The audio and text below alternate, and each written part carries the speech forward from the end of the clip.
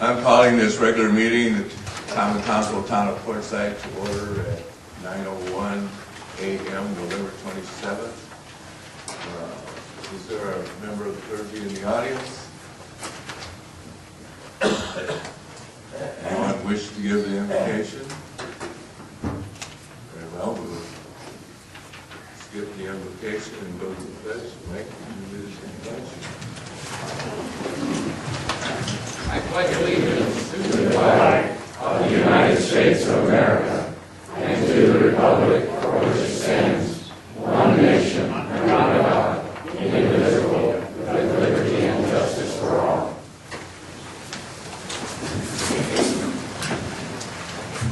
Will the clerk call the roll? Mayor Foster. Here. Vice Mayor Jewett. Here. Councilmember Anderson. Here. Councilmember Kelly. Here. Councilmember Crooks. Here. Councilmember Workman. Here. And Councilmember Orgeron. Here. Approval of the amendments and the agenda. Do I have a motion? I move we approve the agenda as read, with one exception. I would like to open item number 10 for public discussion.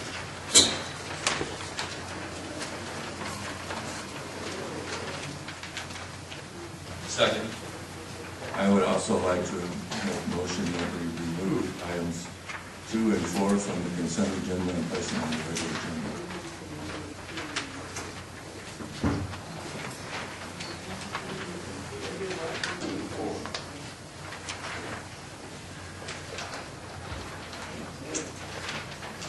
I guess I make a motion then to approve the agenda as amended by the council.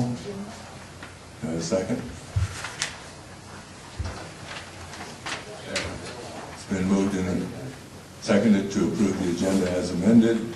All those in favor signify by saying aye. Aye. All opposed? The ayes have it.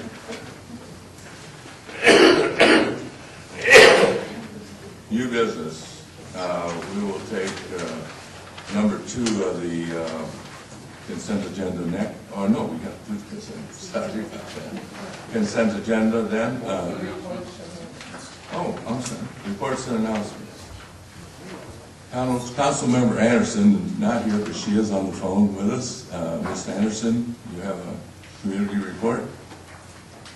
I do not at this time. Okay, so we'll skip that. Town manager's report. Thank you very much.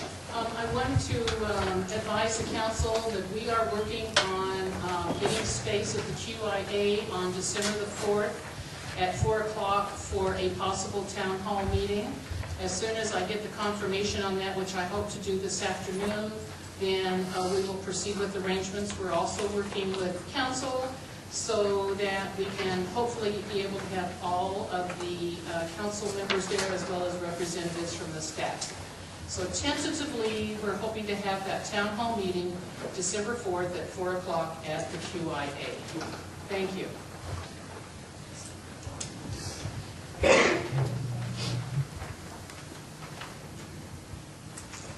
Thank you, Ms. Bruno. Thank you. Next, the consent agenda. Do I have a motion to approve the consent agenda? I move we approve the consent agenda with the exceptions as previously moved. Second. Been moved and seconded to approve the consent agenda. All those in favor signify by saying aye. Aye. Aye. All opposed? All in favor?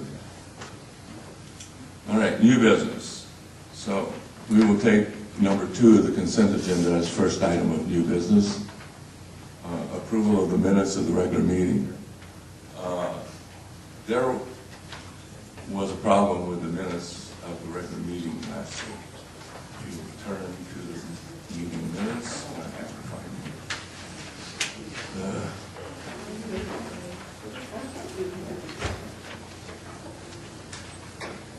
Under the approval of amendments of the agenda in the regular meeting, there's comment by Councilmember Workman on conflict of interest. Mayor made comment on the motion made by Council. Call for the vote. Mayor Foster, aye. Mayor Vice Mayor Jewett, no vote, Councilmember, well, whatever. Motion failed, is what the consensus was. Actually, under town code, a no vote is a yes vote. And that was a wrong assumption that didn't pass. So I'm asking Mr. Ward, what do we do about that? I don't know, sir. I'd have to do research. I'm not a great parliamentarian, and I never lie to you to tell you I am. So I'd have to do research to look into that. That's what I have to do. Okay. I would appreciate it if we, I find it hard to approve the minutes as written because of that part of this minutes. So, I understand, Mayor. so what do we do now with that? Can we not approve the minutes? I would say that probably the prudent is to not approve the minutes, then let me do the research and then get back to you. Okay.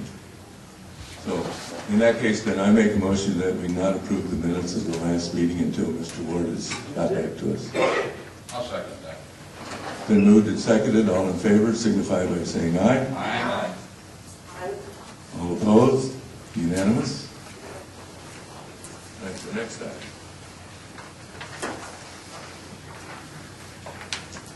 Is the approval renewal of agreement between the town of Quartzsite and interim magistrate Lawrence King.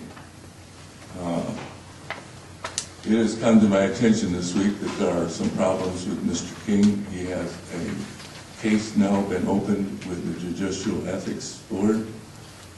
I would rather we hold this one over until it's clarified what the situation is with that. Is there a problem holding Mr. King in his current status until that might be resolved? We would need to extend his current interim contract if we choose to keep him on. This is not a lengthy contract, it is simply an interim one. We have been working on an employment contract with him, and we can certainly hold that. So we just, by motion, extend his current contract? That's what this does. Okay. All right. And then there was some other issues raised. I don't know if all of you are aware of the Janet Brandon letter. There was some issues raised in that also about Mr. King. I would caution the council to be careful about how those kinds of things are characterized because there are some ongoing litigations that are occurring, and I just add a word of caution in terms of what we are saying here from the dais. Okay. Well, then I make a motion that we just, I guess, extend the current contract and not enter any new agreements with Judge King. Is there a second? I'll second. Been moved and seconded. Is there any discussion on that? Being none, we'll go to the vote. All those in favor signify by saying aye. Aye. Aye. Unanimous? Passed. New business. Number 1. Kevin Murphy, are you in the house? Mayor Foster, Kevin Murphy was unable to make it, so I will carry this for him. The council may recall that there was a presentation that occurred at the last council meeting about a possible expansion of the wastewater treatment plant. This agenda item simply authorizes us, the town, to be able to go to bid, to solicit bids to see what the potential cost would be if we were to move forward with the expansion. This does not authorize the expansion. It simply authorizes the letting of bid documents for the possible expansion of the wastewater. And that's what we're asking approval to do. Are the bid documents available? They are being drawn up as we speak.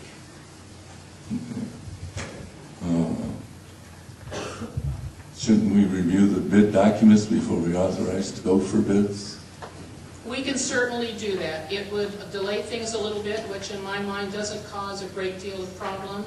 The bid documents will be in accordance with state and federal laws. We are working with the U.S. Department of Agriculture and with WIFA in terms of these bid documents. So they will have been reviewed, approved by all of those agencies. And so if it is the desire of the board to delay this and wait and review the documents themselves, you certainly have the right to do that. Well, I'm going to make a motion that we adjourn this item until we have the bid documents for review. Is there a second for that? I'll second. Okay, any discussion? Anybody else? Do you know when the bid documents are going to be available? I have a meeting scheduled on Thursday with WIFA and Mr. Atkins, and I'm expecting to be able to see those documents sometime in mid-December. All right, thank you. Any other discussion? If not, we'll go to the vote. All those in favor of delaying this decision signify by saying aye. Aye. All opposed? Unanimous. Number 2, this has your name on it, Pat. Are you wanting to present it, or should we do it here? I will do it, thank you. All right. Okay, this is new business items 112712-2. I would first like to say I have had the honor of being on this action team. We've been meeting for the last 8 months. It's involved the whole LaFosse County, and it's very positive thing. So this time I would like to present Mr. D.L. Wilson. Give you a rundown of what he's been working on for the last year. Thank you very much. Mr. Wilson is at the podium that you can't see, so we'll turn the meeting over to Mr. Wilson.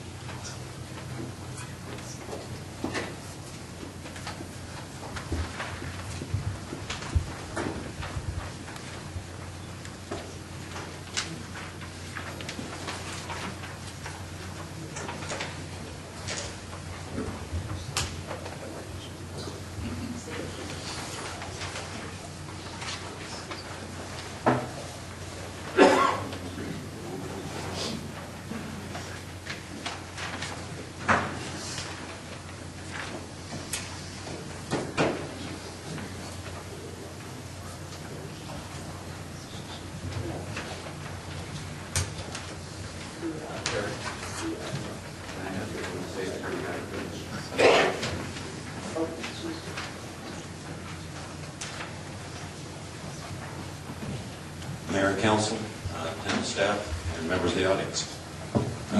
Before you start, Mr. Wilson, I'd just like to point out to the audience, they may not all be aware that Mr. Wilson is also county board member-elect right now, so congratulations, sir. Thank you for sharing that. Yes, I am D.L. Wilson, President and CEO of the LaPaz Economic Development Corporation. I'd like to thank you for your time today. We have a short presentation on the LaPaz Focus Future 2, which is a strategic planning effort for regional economic development. Am I close enough to the mic for you folks? Here. Sort of got to swallow it, D.L. Okay. We'll do this sideways now. The Focus Future effort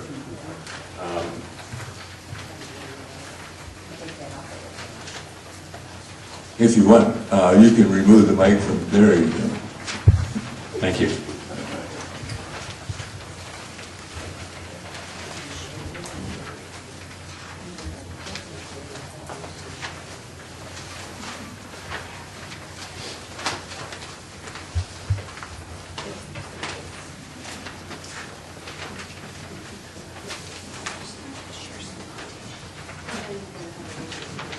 Little technical difficulty there.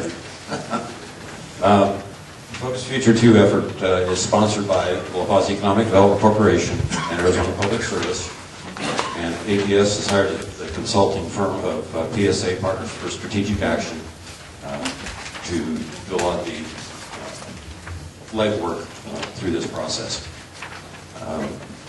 Town Council may be aware of the Focus Future program because the town of Quartzsite did a Focus Future program in 2008, and I believe they've updated that a couple times. The town of Parker did a Focus Future effort in 1995. The Focus Future 2 effort is the first regional effort that has been undertaken by APS and PSA, and we're quite pleased that they agreed to do that and work with us on it. The presentation today will cover the points shown.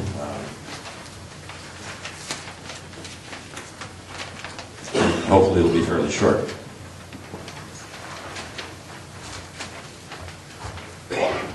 The purpose of the Focus Future program is to develop a 5-year strategic blueprint identifying 4 initiatives that contribute to the development of a vibrant economy and community where residents and businesses can thrive. We focused on a regional approach and involved over 120 stakeholders through a series of meetings. We had a kickoff event. We held a mini summit and a town hall in June. And we've had an action team that has been meeting monthly for about the last 10 months to develop this program. Through those meetings and the action team meetings, we have identified some successes and some challenges and a lot of opportunities. In addition, we discussed some regional and statewide issues and trends. The purpose of this is to build on our assets and opportunities and address any weaknesses that we may have, and then develop an implementation plan.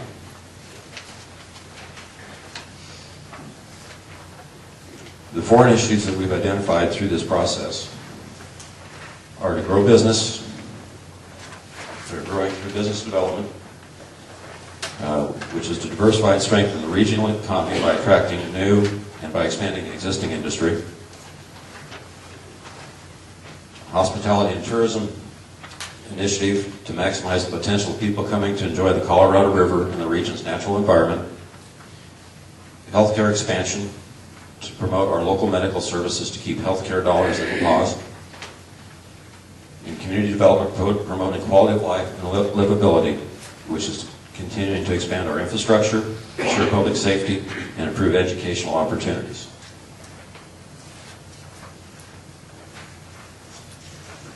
Moving any plan forward requires a strong implementation effort.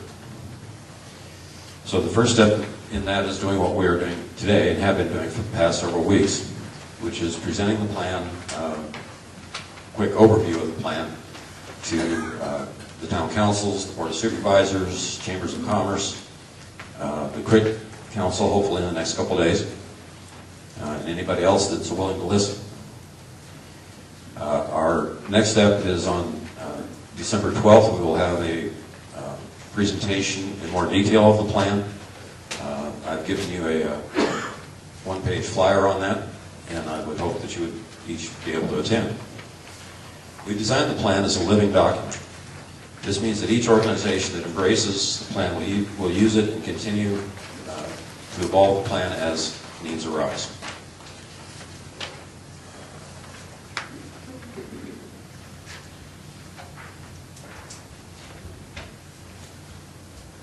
One thing that we will be requesting from each of the organizations that embrace the plan is some sort of a letter of support or resolution of support for the plan. So you can look forward to hearing from us for them. Each of the goals and strategies of the 4 strategic initiatives suggest how and which organization should play a role, either in initiating the effort or being involved. There are primary and secondary organizations in the plan. The primary organizations include the La Paz Economic Development Corporation, APS, the Chambers of Commerce, and Parker, Quartzsite, Baus, McMullen Valley, towns of Parker, Quartzsite, La Paz County, the Parker Area Tourism, and Arizona Western College. Our economic development partners are the secondary organizations, such as the Western Arizona Council of Governments, Arizona California Railroad, civic groups, the Realtors Association, Colorado River Indian Tribes, the Bureau of Land Management, the Workforce Investment Board, ADOT, local businesses, media, and anybody else that we can get involved. As with many diverse plans, there is a piece in this for just about anybody that has a passion to see La Paz County grow in just about any area. So we're really hoping that a lot of people get involved in implementation of the plan.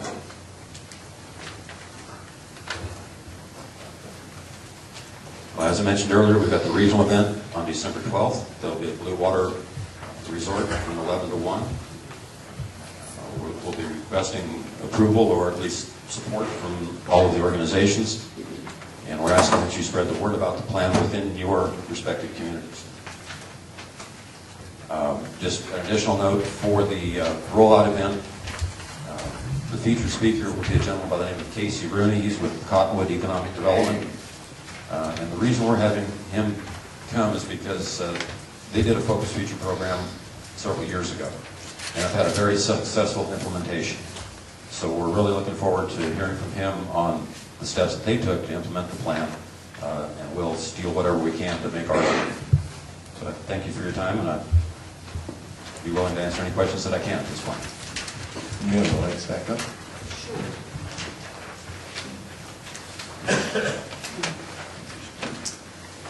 Any questions for Mr. Wilson? I see this needs an RSVP to attend this. Yeah, we are serving a light lunch, so RSVPs would be greatly appreciated so we can make sure everybody gets something to eat. Thank you very much. Thank you, Mr. Wilson. Anybody need information on the Blue Water December 12th meeting?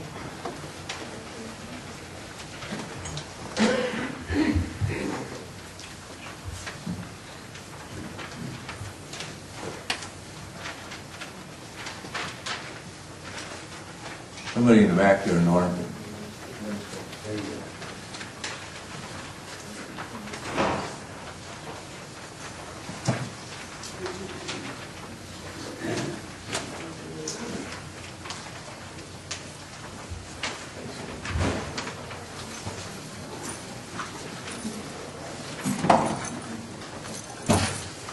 Good morning, Mayor and Council. My name is Steve Evans. I'm the zoning inspector for the town of We didn't call this item yet. We're waiting until the servant's in the audience. I'm sorry. That mic's not on. Okay, now, item 3, and Beth, and you will be handling it for her. Now, you may proceed. Item 112712-03, we have a presentation from Kate Solis. There you go. And get right into it, though. 112-712. You got to get your mouth right into the mic almost. Just get. 112-712-03. We have a presentation by ACE Solar Systems. It's a presentation on the grants and how they work, as well as what ACE Solar Systems is prepared to do for the town of Portside regarding these grants. These are the 3 grants the town was awarded for solar energy. It's presented by Hamid Hakmedian.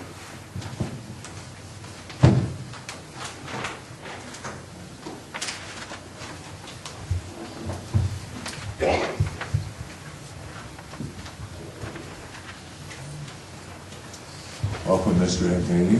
Yes, good morning. You want to take that out of the holder and hold it in your hand. It's a lot more. There you go. Good morning, Mr. Mayor and the City Council members and the member of the public. My name is Hamid Hikmatian. I'm one of the directors of ACE Solar Systems, and we're here today to discuss what's happened so far and what will happen in the future as far as the solar system is concerned. Yes, good morning. My name is Tom Harris. I'm working with Hamid at ACE Solar for the initial pre-construction project planning, and here to discuss the aspects of the project. Good morning. Thanks for having us. My name is Aaron Van Boer with Tioga Energy, and I'm here with ACE Solar as well as Tom Harris as the project PPA provider. All right, so ACE Solar Systems is not the first. It's not the first time that we're here in this town. We've already installed a project with the elementary school and the Jack League. The project team, as it is that it stands, is ACE Solar with the contracting design element of the system. Tioga is a PPA provider. The town of Portside is the PPA host, and obviously the APS is the utility company that we have today. So these are the components. Now, A Solar Systems is a design-build company that we do solar systems for schools and the government programs. So we've already done about 40 schools so far, and town of Towson and town of Avondale. We do a lot of carports, we do a lot of ground mount solar projects, and we do it primarily outside of the core Phoenix area, all around the state of Arizona. I think that's all we talk about is. Tioga Energy is the power purchase agreement provider in this project, but in layman's terms, we're basically the financier, owner, operator, insurer of the solar project. You have to hold that mic right up there or It's not a problem. disappear on us. So we've been doing this for a while. We're one of the industry's leading solar project financiers of commercial projects all throughout the country and in Canada. We've installed over 100 different systems, which we continue to own and operate and maintain across 7 different states, as well as several in Arizona as well. We're backed by major international banks. That is a key component of what we do. I can go into that further on in the conversation, but we do have the best in the business in terms of the partners we work with, both from the financial space as well as the construction space. Here are some recent projects that we've worked on in Arizona. Been awarded projects with Paz County, Gila County, Toltec School District, Northern Gila County Sanitary District, Washington Elementary School District, and most recently Madison Elementary School District. Okay. Yeah, I'd like to talk a little bit about exactly what the status is of the project.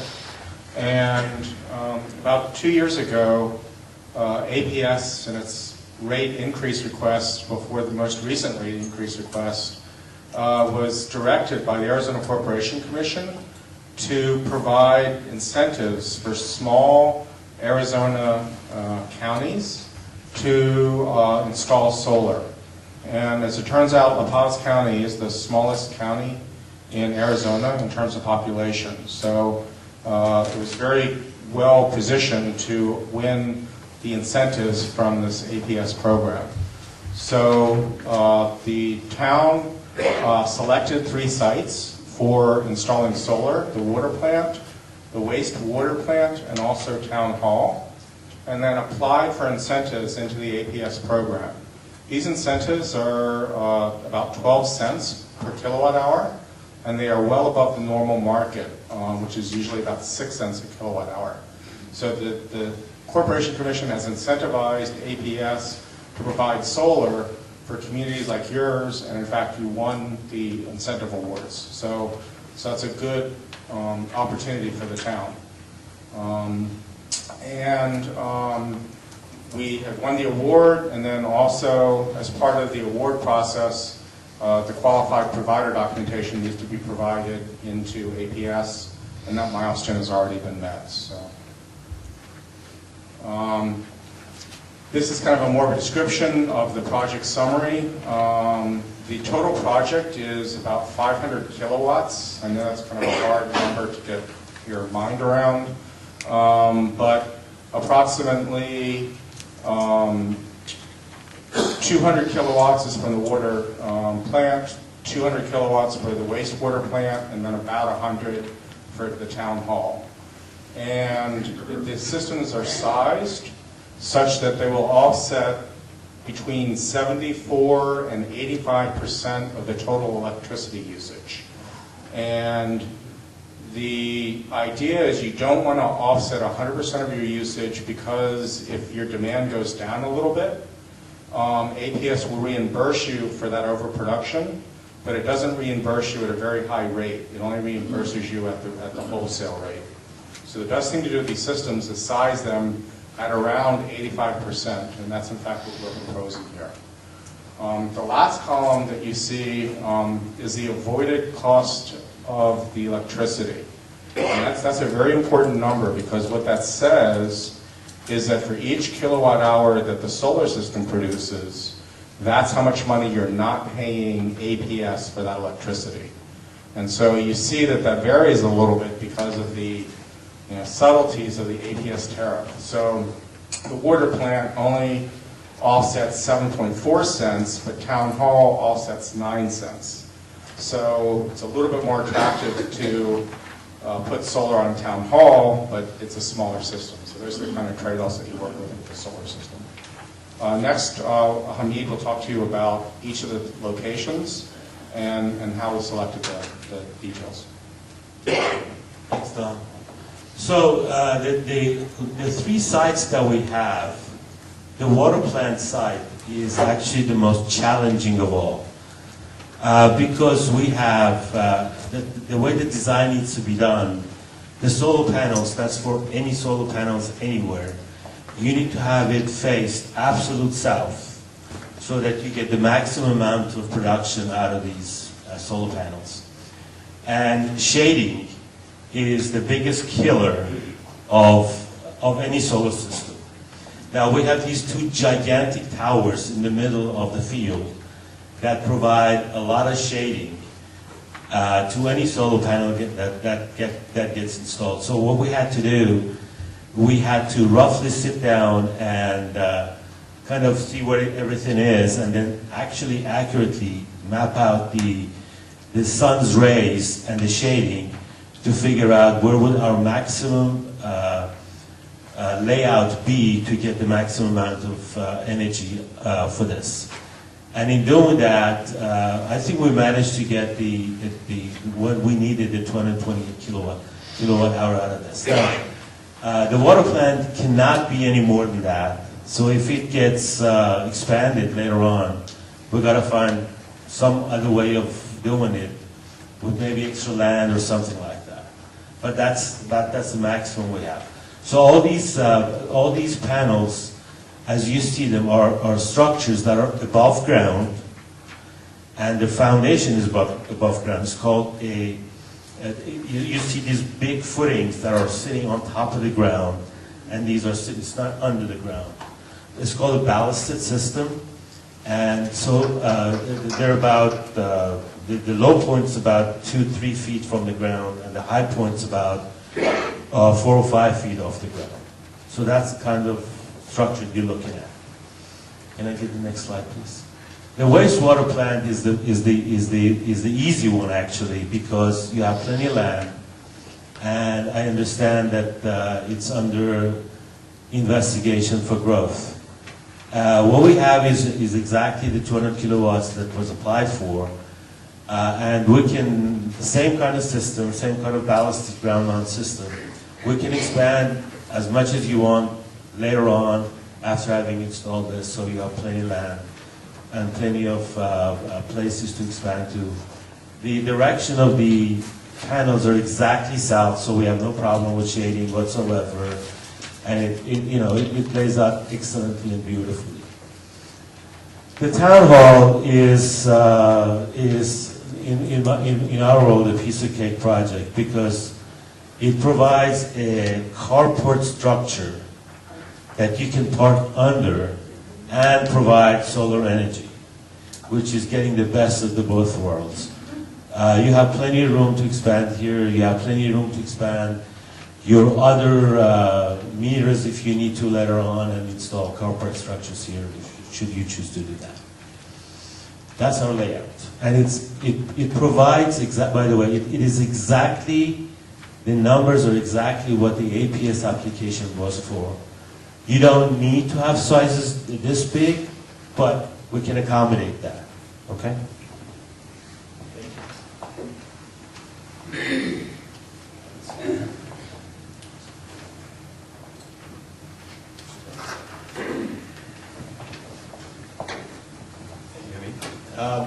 So I'm going to talk a little bit about what a power purchase agreement is. It might be an unfamiliar term for most of you. but it has become the mainstream way of financing commercial solar projects in the country today. One of the main reasons is that it takes away all of the risk and the headache of ownership away from the customer. So this is not a sale to the town at Quartzsite. You have to talk into the mic, you're fading away. Sorry about that. So this project with the power purchase agreement is not a sale to the town of Quartzsite. The town of Quartzsite pays nothing for this system. Rather, Tioga Energy is the owner of the system, and the town gives Tioga access rights to each of the locations on those following 3 sites that he just covered. So Tioga is really entering into a 20-year marriage with the town. And essentially, we will maintain, construct, own, and operate the system during that point in time. In essence, we become the town's utility. Now, APS will still be providing energy to the town, but only a very small portion of the town's electrical needs that are not being required by the solar system. This system is not battery operated, it's connected to the grid. So whenever the system is not meeting the electrical demand at each of those meters, you get it from APS. So there's no need to worry about not having enough power. So a power purchase agreement is the literal contract that forms this relationship. Some of the key provisions in this agreement is that you're entering into a fixed cost of energy over the next 20 years. And I'll go into the exact price of energy in a second, but it is lower than what you're currently paying APS for electricity at each of these sites. And unlike APS, we guarantee what the rates will be over the next 20 years. So they are known predictable rates, which helps with things like budgeting, helps with things like opportunity cost. In other words, these systems, aggregate, they cost over $1 million. The town has to pay $0 for the system up front. The town only has to pay for the electricity generated from these systems, which are at rates less than what APS is charging, and they're known rates. Some of the key provisions in this contract are that should the town like to purchase the system at any point in time during this contract, they have 3 opportunities to do so. Year 7, year 10, and year 15. And that's at fair market value. So the town has the ability to exit out of this contract if they decide that they would like to own it. Now, at the end of the 20-year term, there are 3 typical options. One is to say, this has been great, let's renew the agreement for an additional amount of time. The second is to purchase the system and become the owner. And the third is to say, thank you for your business.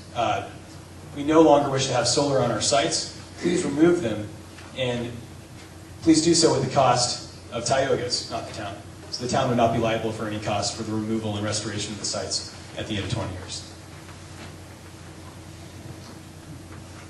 A key component of looking into whether or not a power purchase agreement makes sense is forecasting what the future cost of energy will be in your state.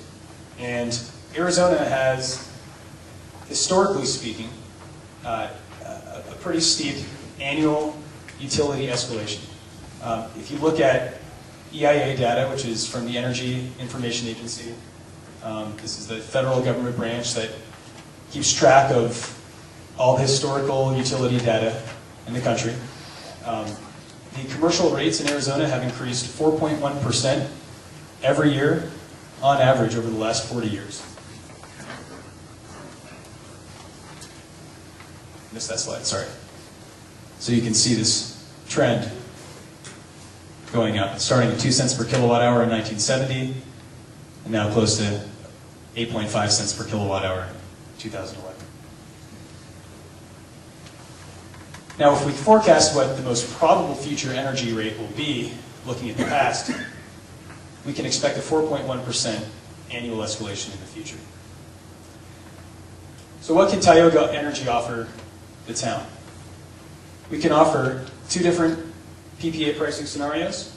The first option would be a lower starting rate of energy, 7.3 cents per kilowatt hour, with a 2% annual escalation. Now take in mind APS rates have been going up 4% annually. Or we can offer a higher starting rate at 8.2 cents per kilowatt hour, but zero escalation over the 20 years. And as you'll see, the near-term and long-term savings vary depending on which option you would prefer. So option one, which is the lower starting rate, the 7.3 cents per kilowatt hour, with a 2% annual escalation, shows greater first-year savings. You're seeing approximately $10,000 in first-year savings and approximately $675,000 for cumulative savings over the 20 years.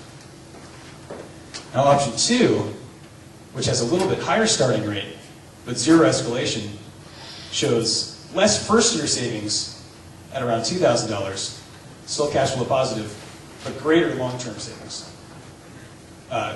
close to $800,000. Now, one of the important aspects is that Tioga, once again, is the system owner, and we are highly motivated to make sure that these systems produce optimally. In fact, it's easy to argue that we're more motivated to make sure that they produce as much as possible than even the town, because the way that we recoup our costs for the construction, the insurance, the operation, and the maintenance of these systems is through the sale of electricity to the town.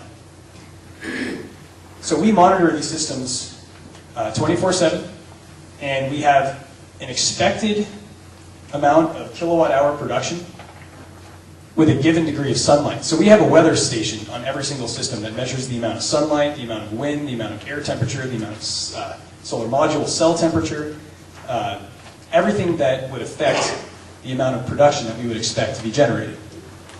And whenever the system is not generating what we would expect it to under those given weather circumstances, an alarm is triggered and is sent to our operations equipment. And first it's sent to a project level engineer. If he doesn't respond within the first 15 minutes, it's kicked up the ladder to his manager. He doesn't respond, it goes to the vice president of operations. He doesn't respond within 15 minutes, it goes to the president of the company. And if it gets that far, someone's in trouble.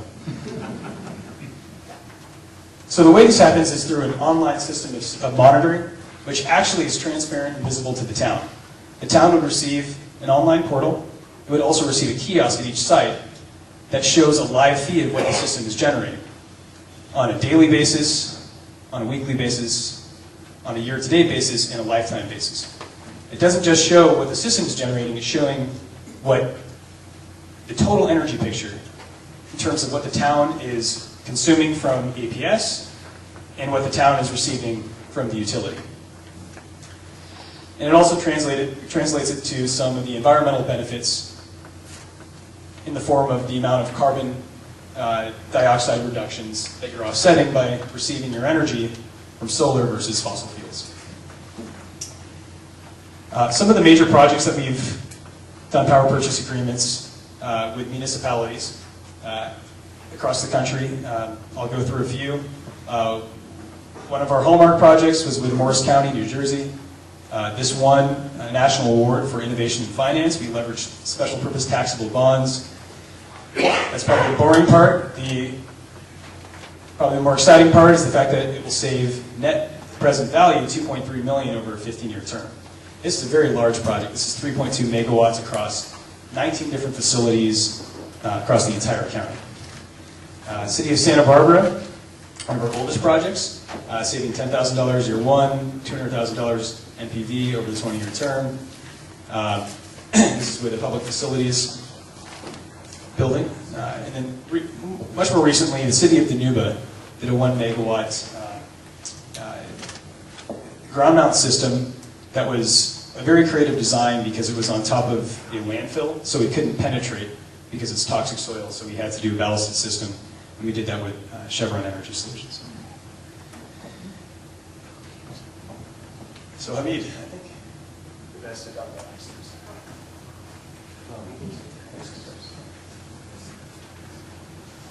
So, The next step is actually, now that we're here and we've explained how everything's worked so far, our next step is to introduce the contract that we have for you guys to consider and see if you'd like to get into the PPA system that we just introduced to you.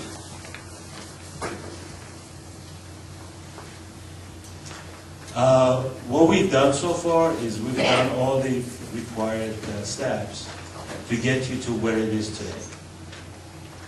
And so the last part is to understand the contract and sign it. Let us walk away and finish our project.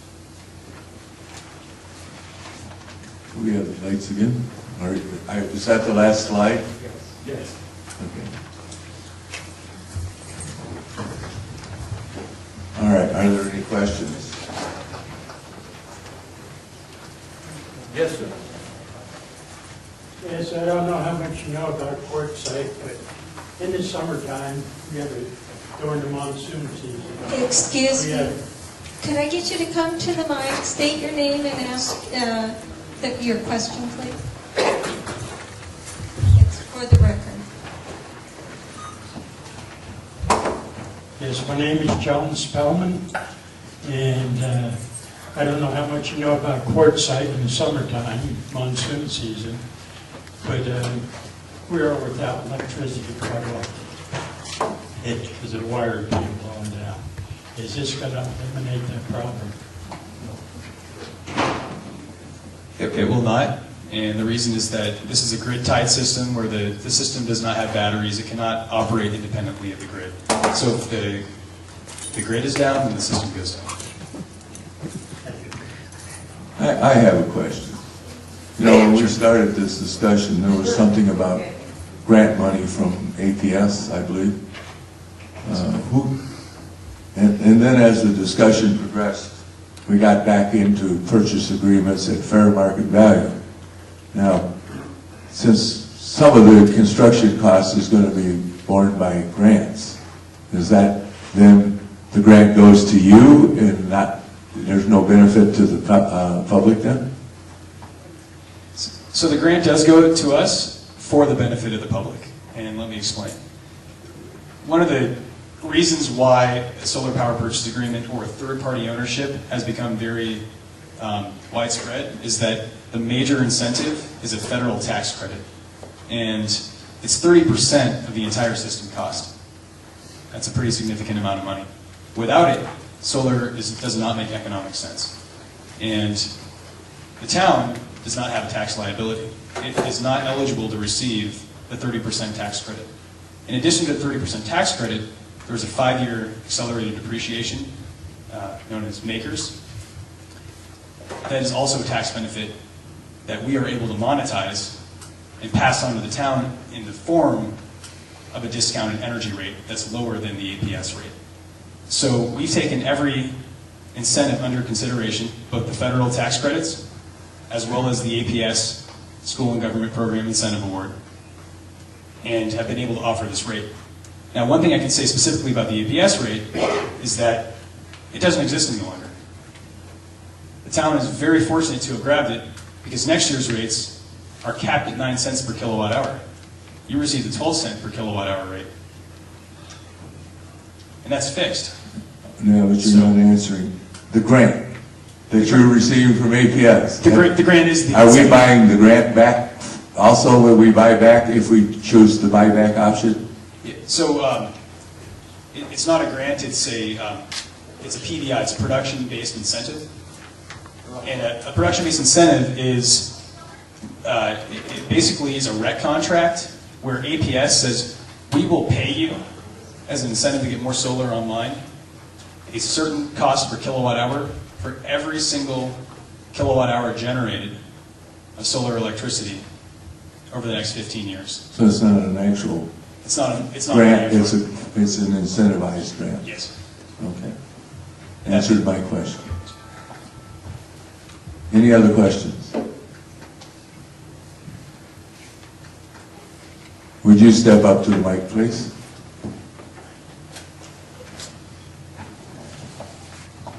Violet Kiss. Just two quick questions. One, the ballast panels, are they permanent flats or are they automated where they move with the time of day? And your second question? And the second question is how long from the get-go for full implementation? So I'm sorry I should have gone through this. The panels are fixed at a fixed angle to the sun. They do not move. The ballast is the foundation part of it, but the actual structure that holds the panels is a fixed structure. It does not tilt with the sun or have any moving parts. And there's a good reason for that. Moving parts break down, but the stationary parts don't. And so it's a much more reliable system not to have it move. Your second question about how long does it take to implement? Obviously, what triggers everything right now is when we get to go ahead with a PPA contract to start our work. Once we do that, then the majority of the work is actually come back to you guys in the town, which is when you're going to get us the permit to go ahead and do that, and the APS permit. Once that's done, then it's actual physical installation, and that's no more than a couple months. Any other questions?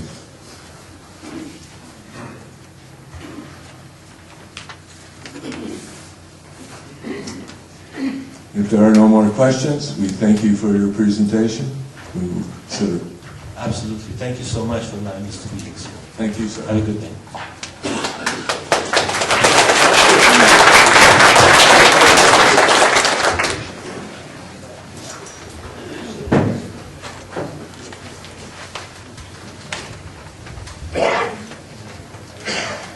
Item number 4. 112712, item 4, approved conditional use permit, CUP 092012-2. It's located at 26 West Main Street. It's the Shell Station, the court site. The applicant is seeking approval for a conditional use permit of the subject parcel to accommodate a 1,900-gallon propane station with one dispenser as a fuel source, along with an RV dumping station. Applicant is Barrett and Patricia Covington. Open for discussion. Do I have a motion? I move that we approve 112712-04, conditional use permit for the Shell station. Is there a second? I'll second. It's been moved and seconded to approve the conditional use permit for propane and dump station at the Shell station. Is there any discussion? This is open for public discussion. Mayor? Yes. Pat Anderson wishes to ask a question. Go ahead, Pat. Okay, how many letters were sent out to adjoining properties?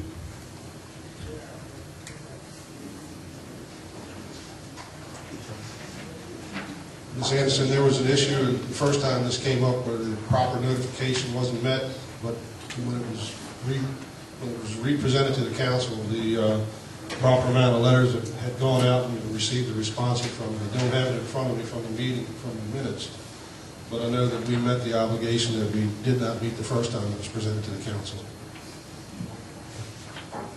Does that answer your question, Ms. Anderson? I'm afraid it was real muddled. What were the results of the letters that were sent out? It was in favor. There was, like I said, I don't have the exact numbers, how many were in favor and how many weren't, but the majority were for it. The majority of the letters were in favor of doing this. All right, thank you. My second question is, this once you find this building, did they approve or disapprove of this? It's been approved, recommendations to approve it. Thank you. That's all. Any further discussion? I had a couple. was the international fire code or the state fire marshal who conducted that inspection? That was one of the conditions for approval, that it meet all current codes. So they were contacted and they approved it or no? They didn't have any input other than they have to meet the current codes. Their codes. Yes, ma'am.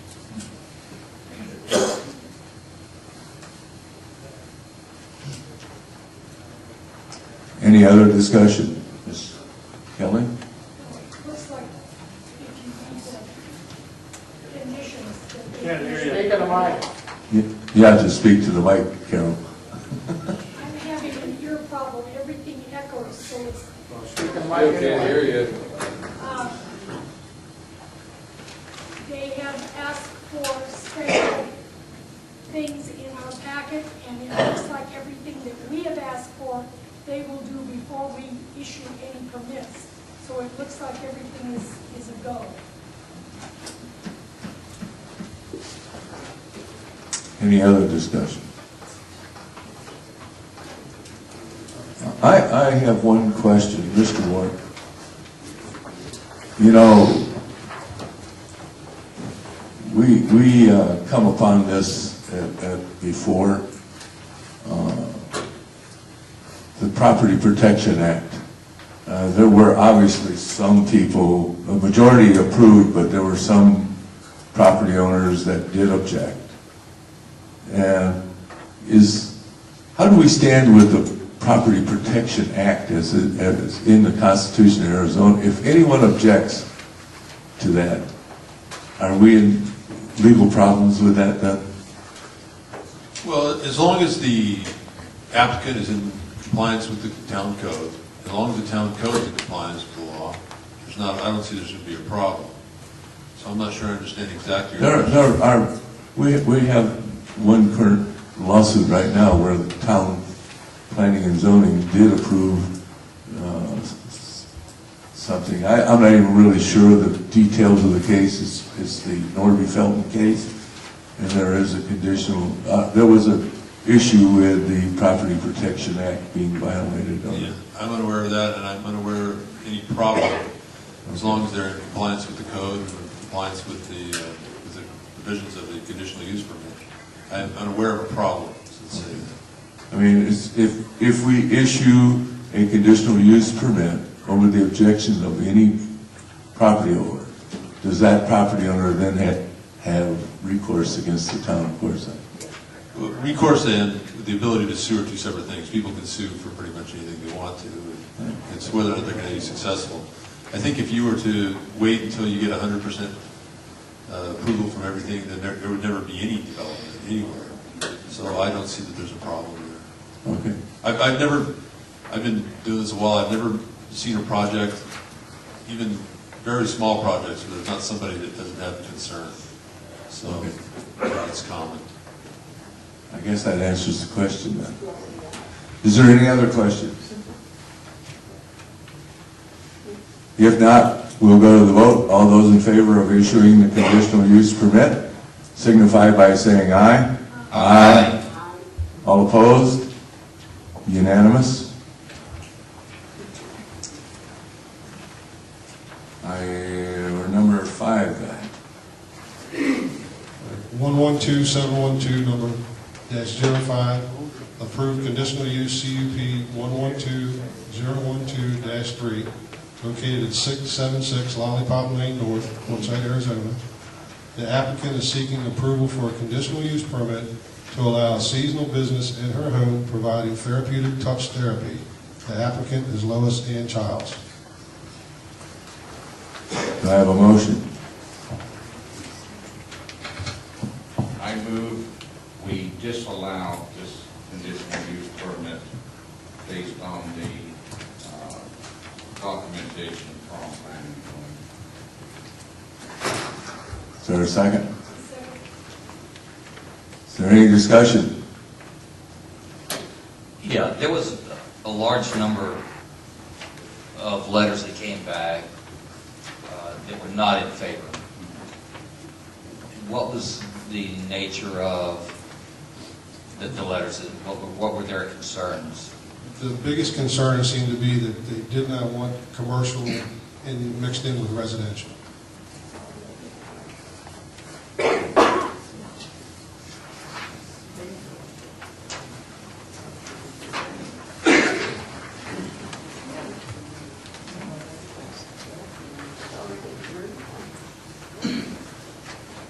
State your name for the record. Chris Johnson, I'm curious as to the zoning in that area. Or do we have zoning here? That area is zoned residential. That's why she needed to have the conditional use permit. What were the objections to it? One of the objections was the amount of traffic that may generate and the fact that the majority of the folks wanted to keep it residential. The majority of what folks? The folks that were polled in the area, we had more letters supporting the fact that they didn't want the conditional use permit to go through, so it required a super majority vote, which would mean 50% plus 2 in order to make it go through. Okay, I'd just like to make a couple comments. One of the biggest problems in our world today is that we're stifling small businesses. I am a client of Lois's. Her area where she works is spotless. I don't think she probably, at the very most, has one client each hour at the most. So there's very little traffic. When I've gone over there, I've not seen one other neighbor or any disruption. It's a lovely area, and I hate to see another small business be put out of business when they just purchased this property for the benefit of Courtside. And I think it would really be sad for the number of people in this town that benefit from her services. Thank you. I have a question. Isn't there, I believe there's a dog builder right there, Jason somewhere in there that has a business. Yes, sir, it's on Lollipop. And they were granted a conditional use permit 5 or 6 years ago. Okay. Yes, sir.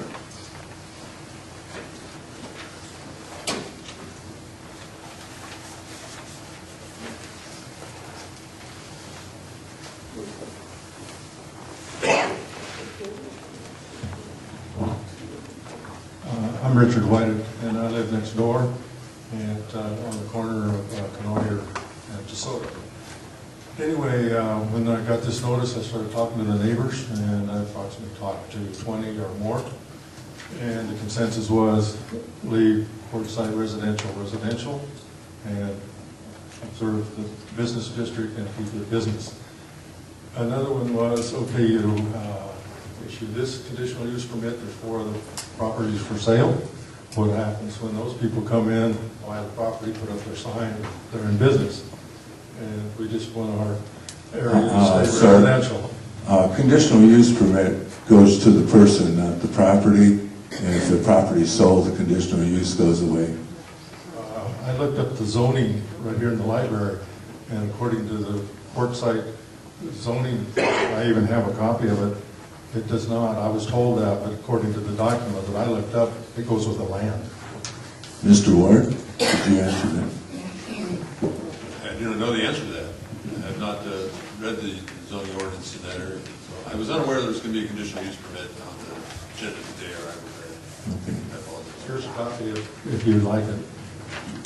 And right down here, right here, it says, it shall run with the land. If I may, in the past, there's been a sunset clause added to conditional use permits. So if it gets approved, you can add that when the business goes away, so does the conditional use permit. Okay, it's part of the permit process then. Okay. The next thing is the traffic. We have an awful lot of traffic there. We have 3 dead-end streets. 2 of them are 30 feet, one is 40 feet. And even the guy that comes and picks up the garbage drives down to Soda, picks up the garbage and has to back out. And during the swap meets, the corner of Washington and Canoyer is one big busy street. And so, we just don't want all of this spot zoning and businesses all over our neighborhood. That traffic, though, would not be associated with a business. That would be, I believe the area there is a shortcut through away from the traffic of Main Street, and a lot of people do use that. And we're just adding a business. What happens with 4 more businesses come in? Pretty soon you can't get around. And there's also a big problem with the evaluation of our property. If you start spot zoning and allow anything, and what comes in next? A diesel repair? And it doesn't seem to be any real control. Anyway, over the years, we bought our place almost 20 years ago, built a new house, and was under the assumption it would stay residential. But now we come in and business. And so, like the survey shows, the majority of the people want it to stay residential. And that's what we're hoping for, that we're just asking you to protect us from this encroachment. Thank you. Thank you.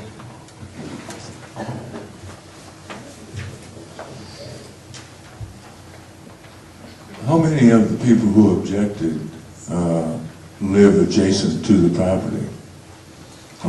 Sir, in front of me is the notes from the last meeting, and it said that they had 16 of the 20 said that they did not want to approve, and that's why it fell into the supermajority category. But can anybody object, or do you have to be adjacent to the property to object? I don't have that specific number. If they're landowners or renters, or if they're 301 feet and they just sign the petition, I don't have the particulars. I can get the information for you, sir. Yes, sir. If I may interject, in the minutes from the planning and zoning meeting, it shows that there were a total of 49 households coming out of the 3 dead-end streets in the Lollipop neighborhood. Apparently, there is a list of people from within the 300-foot proximity, and that 16 of the 20 that did apply did not want this application approved, if that will help you as far as the stats are concerned.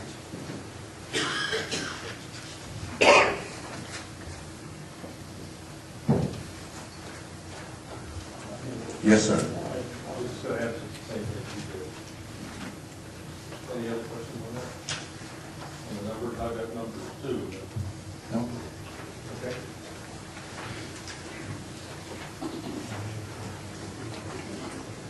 Yes, sir.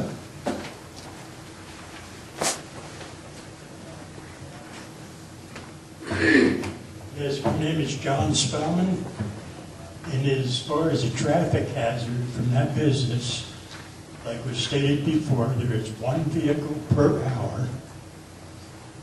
As far as the people objecting to us being there, they have all been told that that permit goes with the property. We were granted a conditional use permit till the year 2013, September 26th, by the Planning Commission. That's all we're asking for, is for that permit to be honored. The permit does not go with the property. It goes away when we go away. So as far as the traffic hazard goes, it does not create a traffic hazard whatsoever. And most of the people objecting to it have been told that it goes with the property and stays with the property. It does not.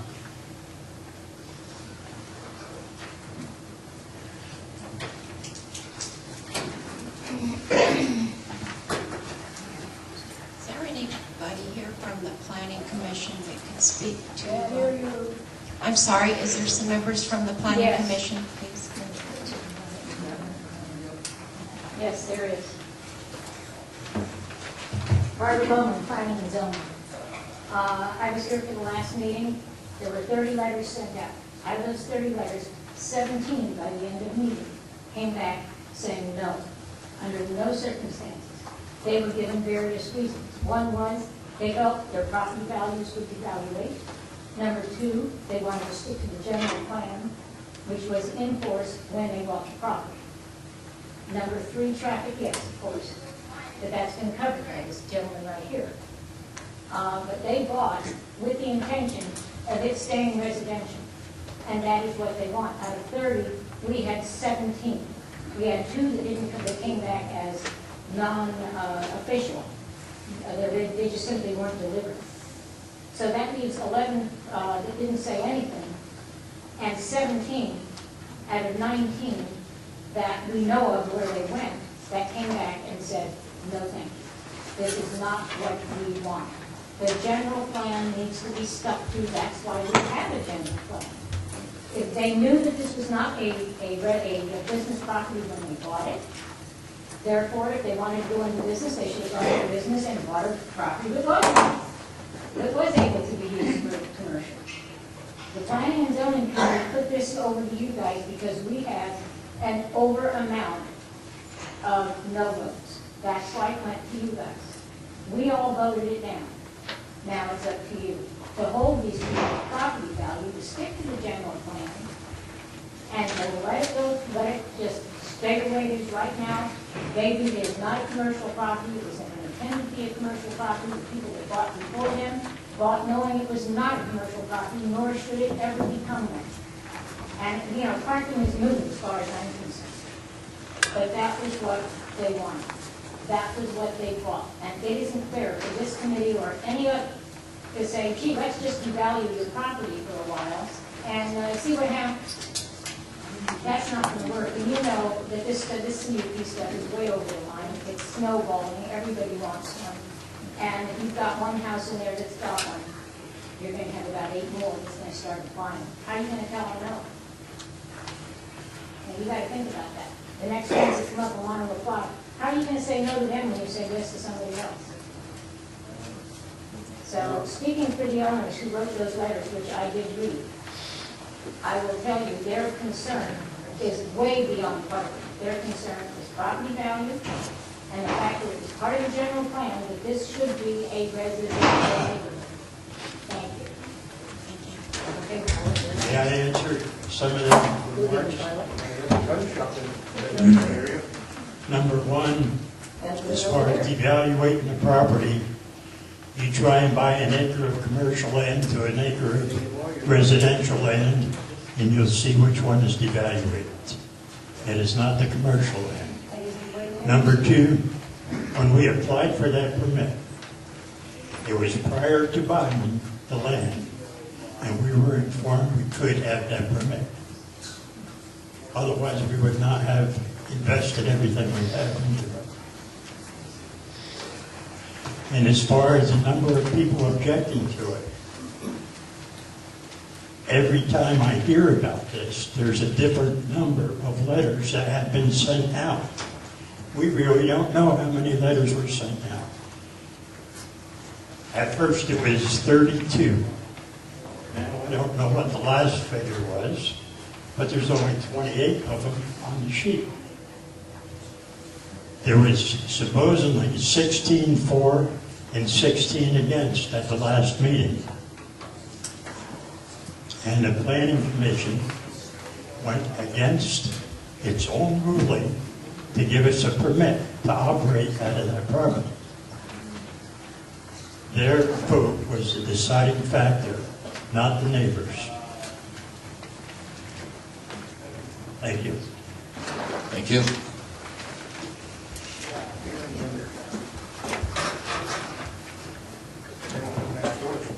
My name is Kay Mooring, Portside resident.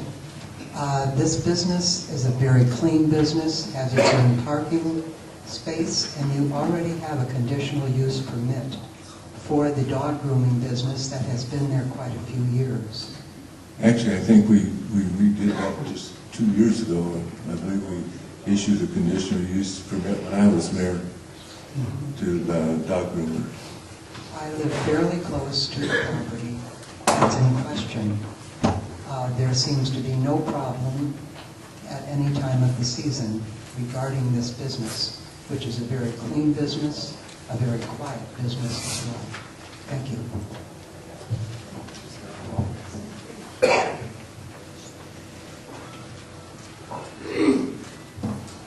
Violet Kiss, Planning and Zoning Commission. What is most important here is why the complaints occurred We have a supermajority rule in planning and zoning, as does the Common Council. If you have more than 25% of the letters returning in the negative, you have to have a supermajority vote. There's no ifs, ands, or buts. That's our rules, both for all of our commissions. This conditional use is not talking about Lois Childs as a business person. It isn't talking about the quality of her work. It is not talking about her friendships. She bought a property. She got a business license after she bought the property. She should have had it before. She should have inquired. She would have known. If she got an approval, it certainly did not come from either the P&Z Commission, nor did it go through council. There might have been some people in the past that are no longer with us that may have approved it. That would have been inappropriate and not following protocol or procedure. This conditional use has to do with putting a commercial on a residential area. Something that occurred 5-6 years ago before we adopted these current building codes, etc., and before the commission as it is today, does not mean we create a precedence for this entire town that says, okay, you have a business, you're liked, you become a favored person, and you get a conditional use. This is not the case. Because of one thing that happened in the past does not mean it is open for anyone. And if it is open for anyone, you're going to see a lot of lawsuits just on that basis for favoritism. That cannot happen. If it has in the past, it must stop. We will be reviewing all conditional use permits because the general plan will be reviewed and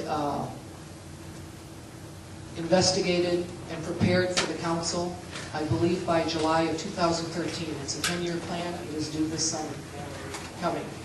And we will be visiting all of the CUPs to see if they have followed all of the conditions, if they have not followed the conditions, and so on and so forth. But again, let's get back to the majority rule. I believe Steve can, we have the actual rules on how to follow the voting procedure that we had at the commission meeting. I don't have it in front of me, Ms. Reese. Okay. Anyway, basically stated 25%, if it comes back in the negative, it must do a supermajority, and Steve did state earlier that it would have to be half plus 2, so in your case 5 out of the 7 must vote against the rule. Otherwise, it stands. And it is under supermajority rules and under our code. Thank you. Thank you.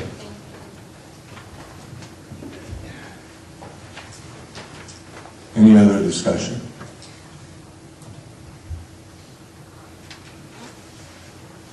Being none, we'll go to the vote. All those in favor of denying the conditional use permit signify by saying aye. Aye. All opposed? Nay. The ayes have it. Conditional use permit is denied.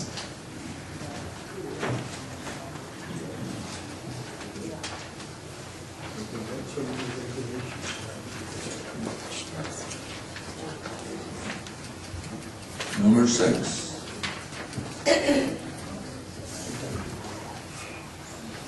One 11712-06, approved variance permit number 7330, located at 41 Main Street, West Portside, Arizona. Applicant is seeking approval for a variance because the density schedule purposes of maximum structure height in a C2 zone to be 50 feet. The monopole is 100 feet in height. The monopole height of 100 feet is necessary to provide the necessary RF coverage for AT&T. The applicant is James Waltz. Do I have a motion?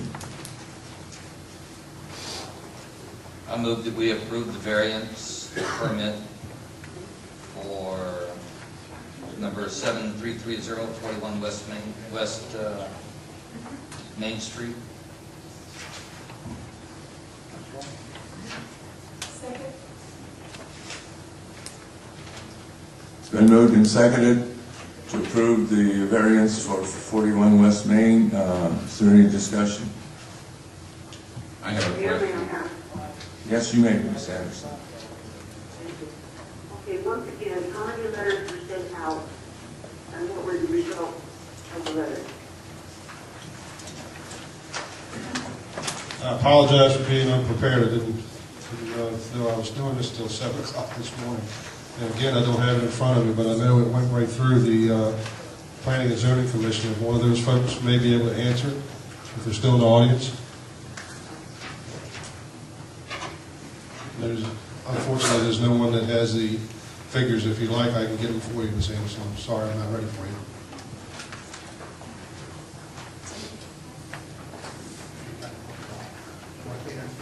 He doesn't have an answer here. Ms. Anderson. Excuse me. Violet Kiss again from Planning and Zoning. I don't remember the figures either, but I do not remember any complaints against it.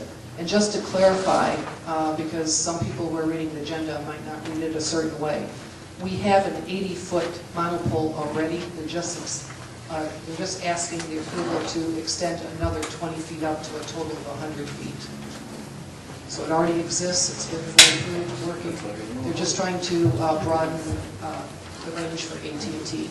In other words, they're already operating with a variance? It's been fully operating, and everything is fine. It's just asking for additional 20 feet for better coverage. Excuse me. My name is James Walls. I'm the applicant representing AT&T. Actually, it's a brand-new monopole, about 100 feet away from the existing 80-foot monopole. So it's not extending the existing one, it's a new one. It's a brand new. Will the existing one be removed? The existing one is owned by a different carrier. Oh.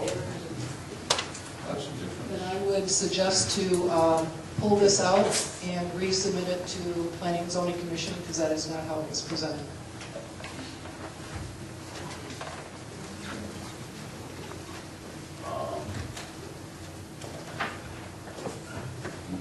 I don't mean to be negative, but this has always been a brand new 100-foot pole ever since we applied. And the way I understand it is 80 foot is allowed for a monopole as long as you meet the zoning. And we were just asking for 100 foot, as that would require the variance for the additional 20 feet for that new monopole.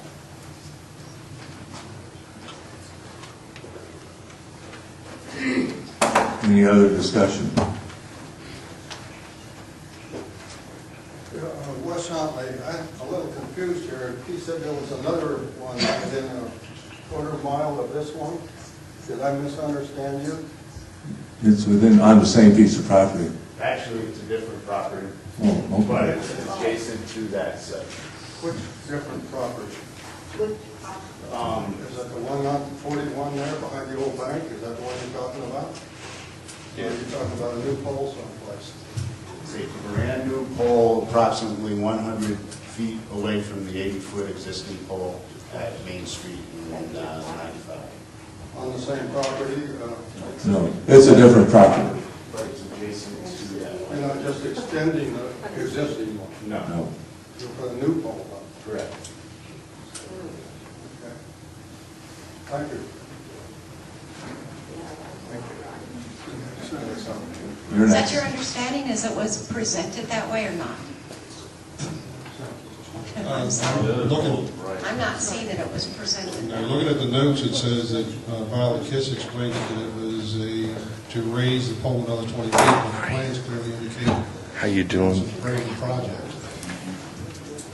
Okay, Star Bearcat, Commissioner. I read it as a separate project. It's on the Greasewood, across the little wash, because you have to drive over the bridge into the dry camping area. And it shows clearly on the plot maps that it's a separate structure. And yes, the question was asked if it's going to be 20 feet higher, and I think that was a confusion, because the other one's 80 feet and that one will be 100, so yes, it'll be 20 feet higher. I read this as a new project and on a different piece of property than the other tower that's in there now. Any other questions? Okay.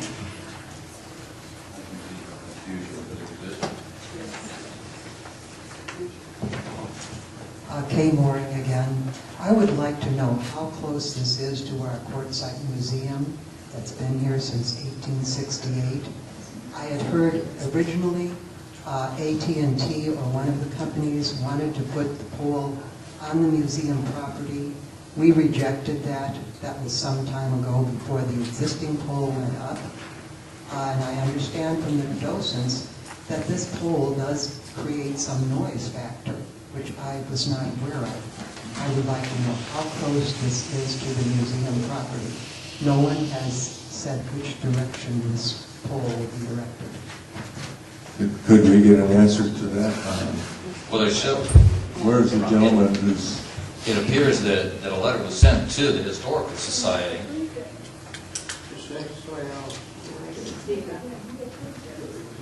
Is there any noise associated with the project, sir?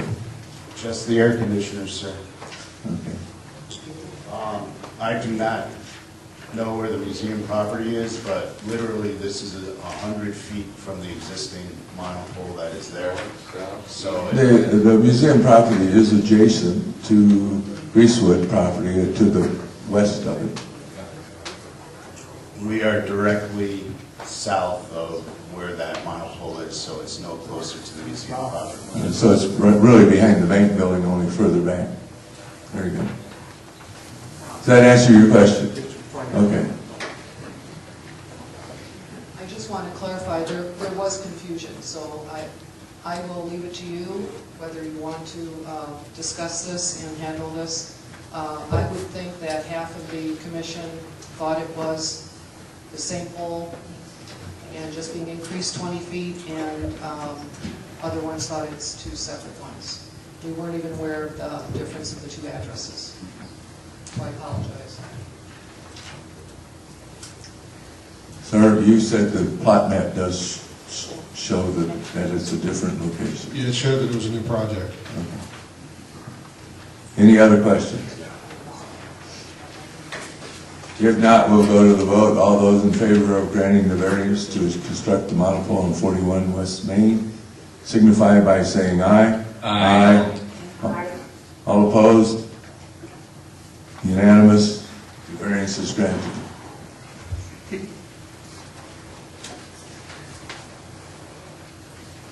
Okay, number 7. 112712-07, approve variance permit number 7351, located 626 Ollinger Avenue, North Quartzsite Avenue, Quartzsite, Arizona. Applicant is seeking approval for a variance to set a garage carport for a motorhome 5 feet closer to the southwest corner of the lot. This will keep the applicant from destroying existing trees and landscaping. Applicant is Louis Stan Carlson.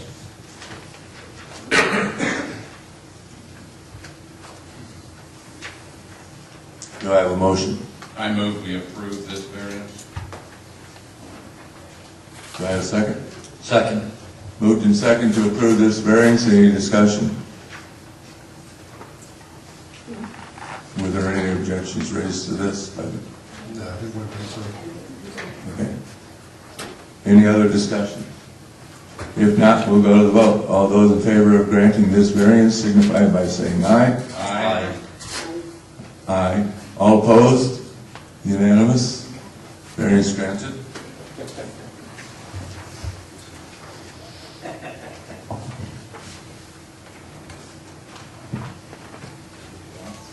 Let's see where we at now. I've got 8, number 8, Ms. Bruno. Thank you very much. As you know, this council meets on the second and fourth Thursdays of the month.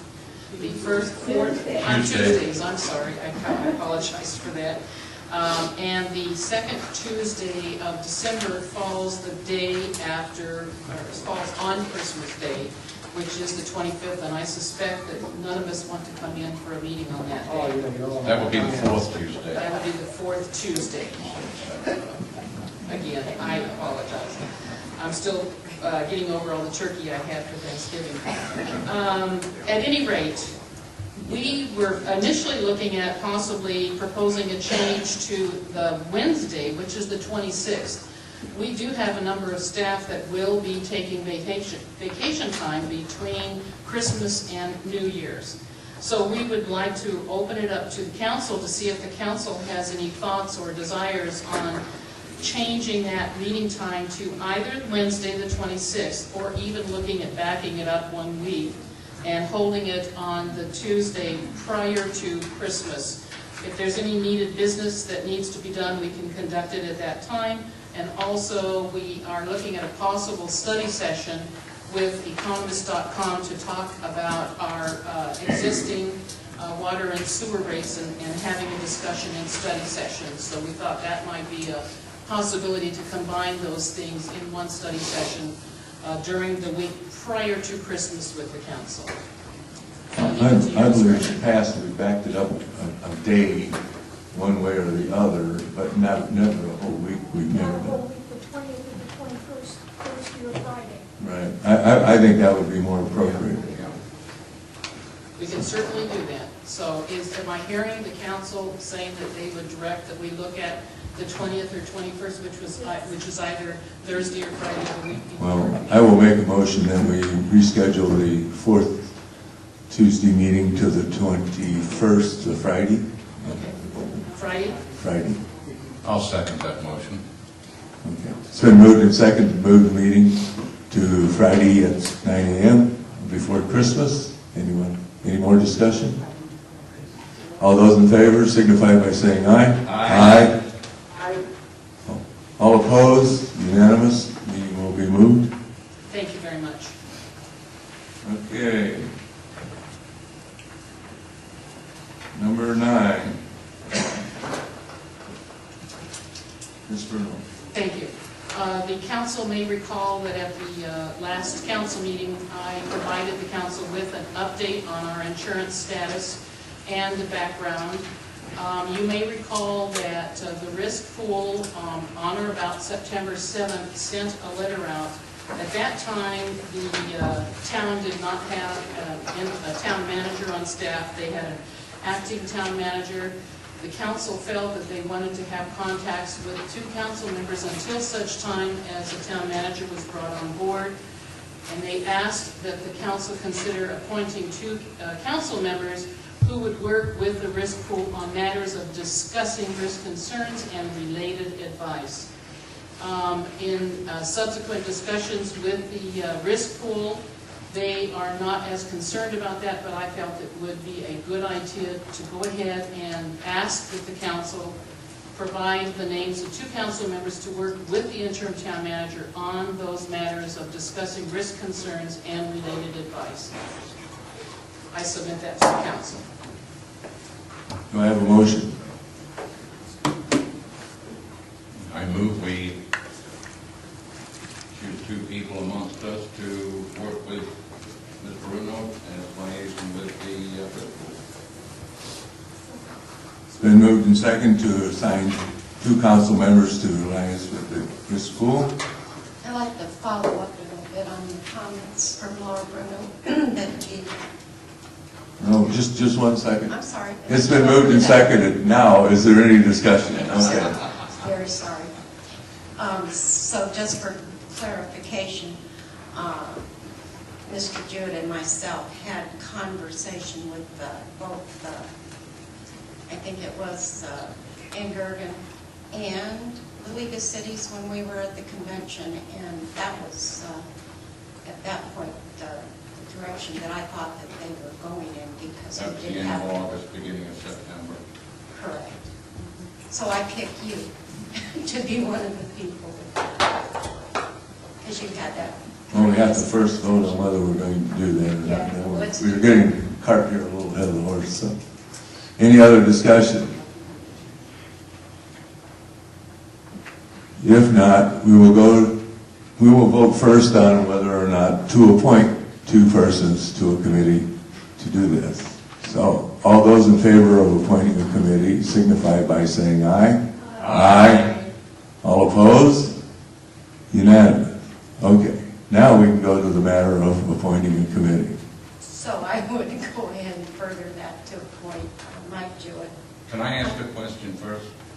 Yes. Ms. Bruno, have you had any contact with the risk pool, with any indication from them of having them, any specific desires of which members they would have, prefer to have as liaison?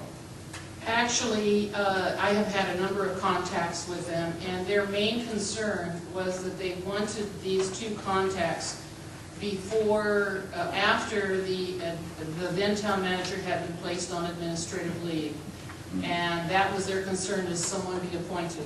As Ann Gergen related to me specifically, once an interim town manager was brought on, it was not as much of an urgent matter. They are concerned that the town understand and the council understand that some of these issues that have arisen is something that they would like to discuss with the council as a whole, and they would like to be able to have contact through these two members and with the town manager. They did not give any indication of whom they thought should be the contacts. Thank you. I would like to pick Mayor Ed Foster to be one of the people.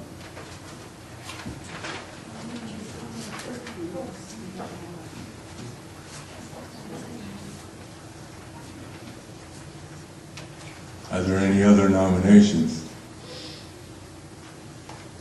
Well, now we've got 3 people nominated, we need 2, so I actually will withdraw my name from consideration, so that makes it only 2. That would make Ms. Crooks and Mr. Jewett the 2 on the committee. So all those in favor of appointing Ms. Crooks and Mr. Jewett to the committee signify by saying aye.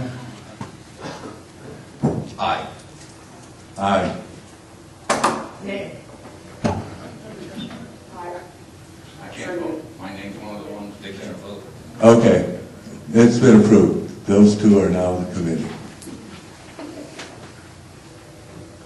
Number 10.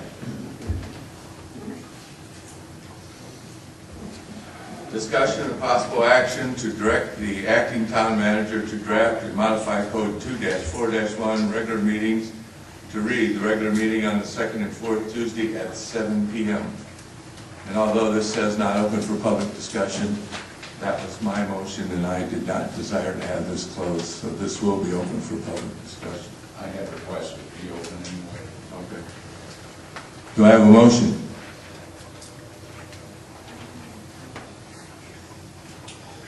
I move we do not change the regular meeting from 9 a.m. to 7 p.m. Is there a second? Second. It's been moved and seconded to not move the meeting to 7 p.m. Is there any discussion? Yeah. I think that we have other alternatives other than 7 p.m. When we look at now starting to tighten our belt financially, that we should keep it, the meeting time within the hours of the current town hall. So I think we could easily change it to 3 p.m. If a meeting runs long, we're still able to shut the building at 5 p.m. as we currently do. Yeah, the overtime cost was one of my concerns in not wanting to move it to 7 p.m. Right. We could adjourn this till later and direct staff to come up with the cost would be moving it to 7 p.m. The original- And more justification for keeping it during normal business hours. The original purpose of having a meeting in the evening was to give people who have other occupations and jobs to go to a chance to participate in town government. This has been forever until the recent change that was done here. It was supposed to be temporary when it was done. And that was a central theme to the campaign recently. The results of the election would have indicated that the people had an interest in seeing the meeting come to back to the 7 p.m. time frame. The biggest thing we're looking at is the cost of having staff at night. Well, basically, Ms. Bruno is an exempt person, Ms. Foster is an exempt person. They're here anyhow, they're at our will. So, staff-wise, unless they're on hourly pay, that wouldn't be a problem. And it's for the voters, the people. We represent the people, and they wanted a chance to speak to the government. That was the issue of the election. That's why I put it on the agenda. So. There are many of our citizens who we all represent, as you just pointed out, who would not be able to attend 7 p.m. meetings. Many of our elderly people do not drive after dark. They either cannot or they are very uncomfortable driving after dark, and that would stop them from attending the meeting. Like I said, it would appear from the results of the election that a majority of the citizens of Quartzsite felt that was an issue. So, yes.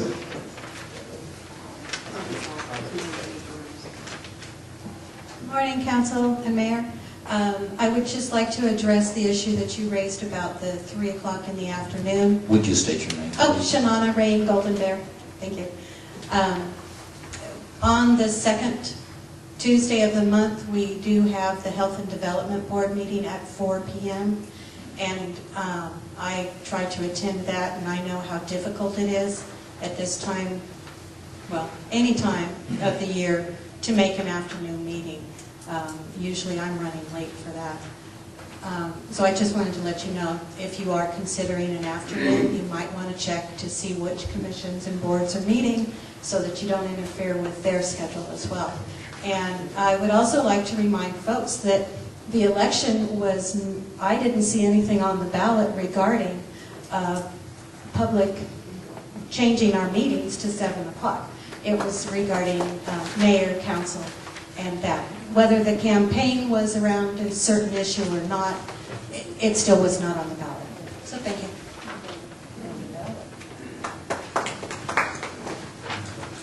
Any other discussion? I thought there was no public comment, that's what it says. No, it was open, Mr. Chairman. Thank you, Mayor. Wes Huntley.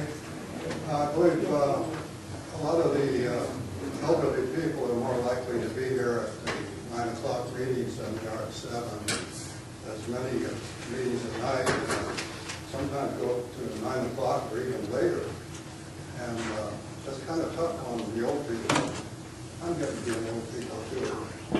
I think 9 o'clock in the morning is the best time for the town of Quartzsite to be here and participate. Thank you. Anyone else? If not, we'll go to the vote.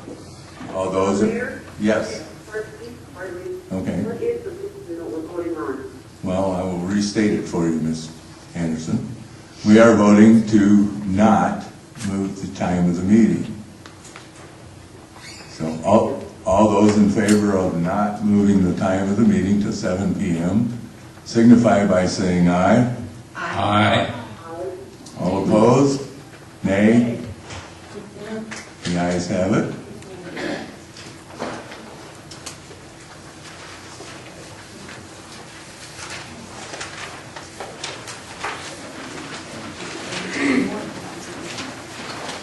Number 11, discussion and possible action to direct acting town manager to draft modified town code 2-4-6 order of business to insert call to the public after reports and announcements and before council agenda. And I will again open this for public discussion. Do I have a motion?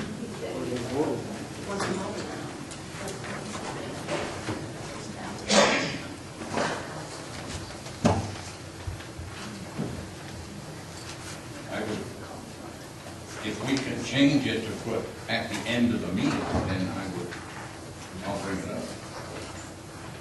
Same place that it used to be prior to the removal. Well, the fact is originally in the town code, it was in the position here. It was changed in '09. Okay, well, I didn't come Over till 11. over strenuous public objection at the time. Okay. So that's why I put it here. Okay, well, in that case, I'll go ahead and move to insert call to the public as noted here in the item number 11. Is there a second? I second it. It's been moved and seconded to add call to the public back to the agenda of the council meeting. Is there any discussion? Can't hear you. Talking to Mike.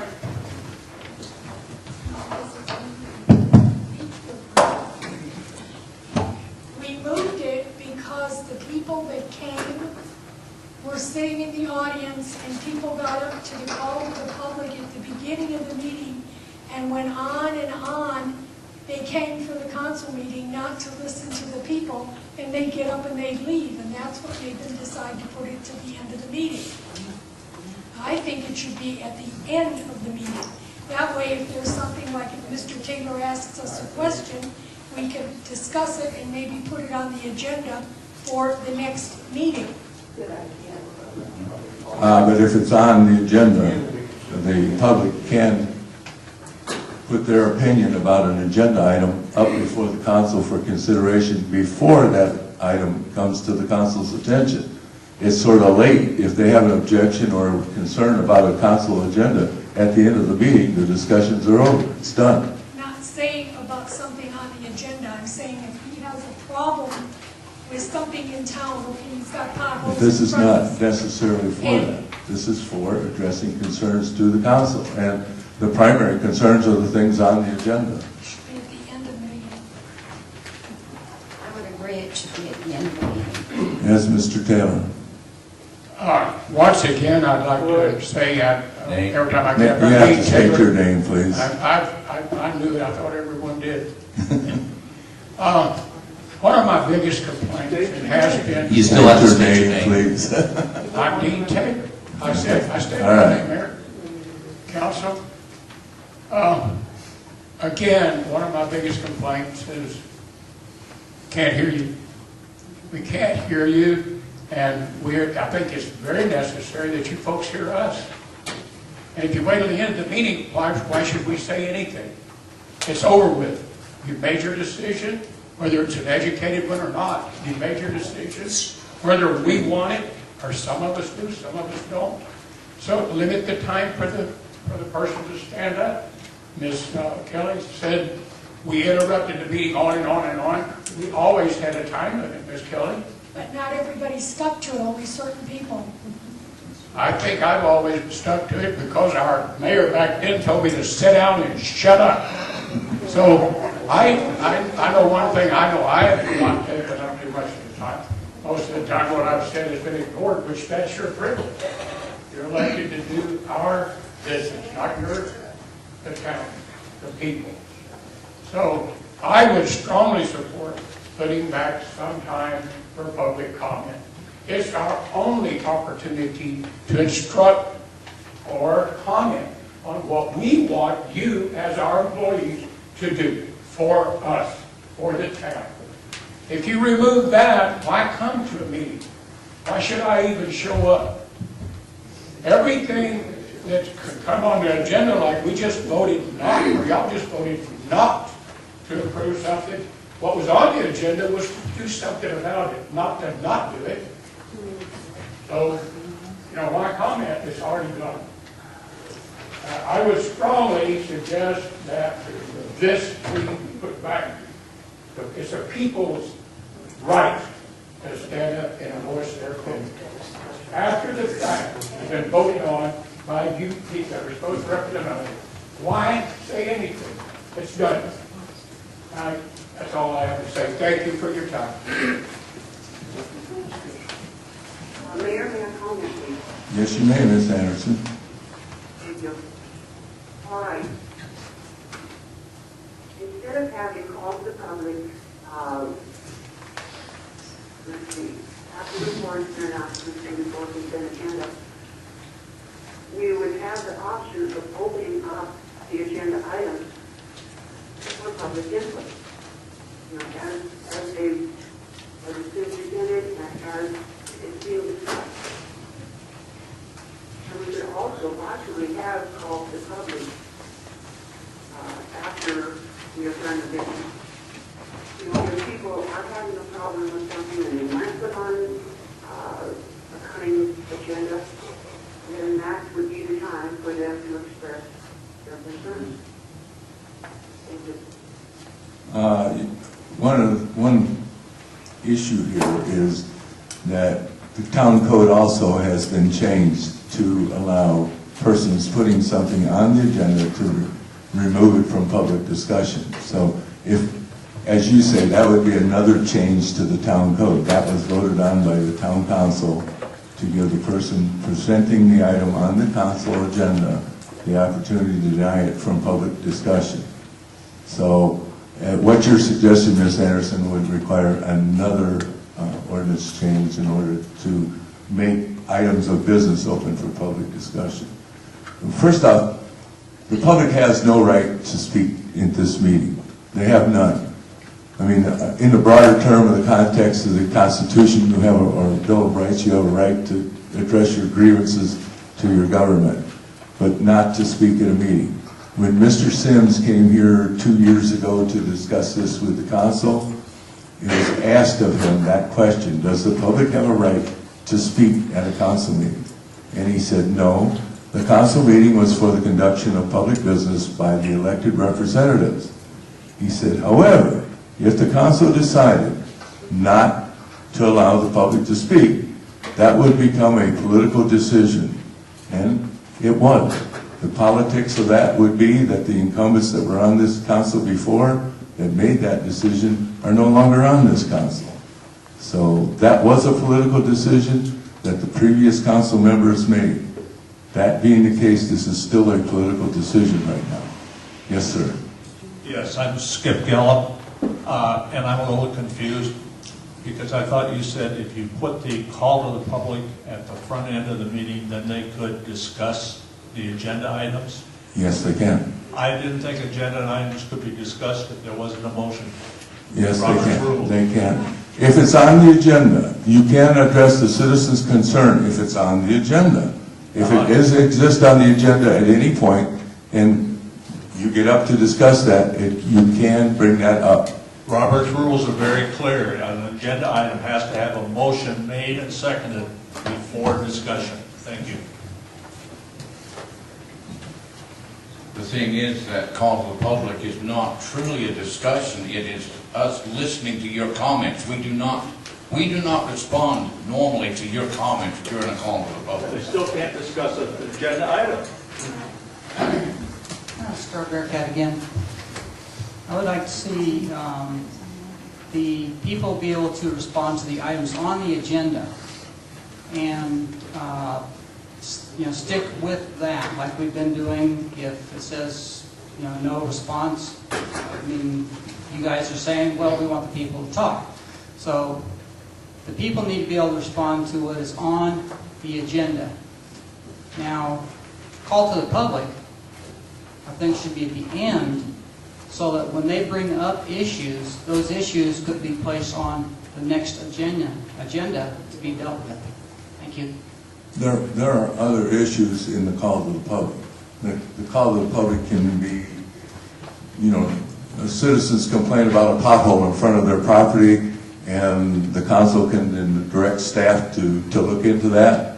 They can be any number of things. There's no limit to the call to the public. I mean, that's the general rule. It's freedom of speech. You have to give citizens a right to speak before their government, and that's what we would be doing.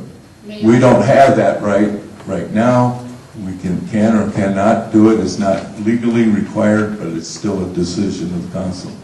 May I offer a suggestion for consideration to the council? I have been looking at agendas that are done by different municipalities in Arizona, not for the conduct of our meetings, but frankly to make our agendas more user-friendly. However, I did know that there was something that the town of Gilbert does that I think works quite well. And our attorney, Susan Goodwin, is the attorney for Gilbert, and she said it has been quite effective. They actually provide 2 opportunities at each meeting for public comment. One opportunity before new business that covers anything that is on the agenda at which the council would like to receive any public input. And the second opportunity happens at the end of the council meeting for any items not on the agenda that is considered the official call to the public. In both cases, the time is limited in terms of how much time is available for speakers. If there are multiple speakers on the same topic, then those speakers can come together and choose a person to represent them for that particular topic, so it doesn't consume hours at the meeting. But apparently, from what I'm told by the Gilbert representatives, it works very effectively. If the council would like, I can get more specific information and I could bring it back to the council at the next meeting for your consideration, to take a look at exactly how that looks and how it might look on our agenda. I would be happy to do that if the council so directs me to do. Okay, I will make a motion to adjourn this item until such time as the town manager can look at the Gilbert method and come back to us. Seconded. All right, moving on. No, we did adjourn. Do we need to vote to adjourn or move on? I think you probably don't need one, but I would recommend let's go ahead and do it. All right, we'll take a vote on the motion to adjourn that item. All those in favor signify by saying aye. Aye. All opposed? Pat, are you still there? I'm here, I voted aye. Okay. All right. Unanimous. All right, moving on. Number 12. Discussion and possible action to direct acting town manager to draft or modify Town Code 3-4-8, bidding for professional services, shall not with shall.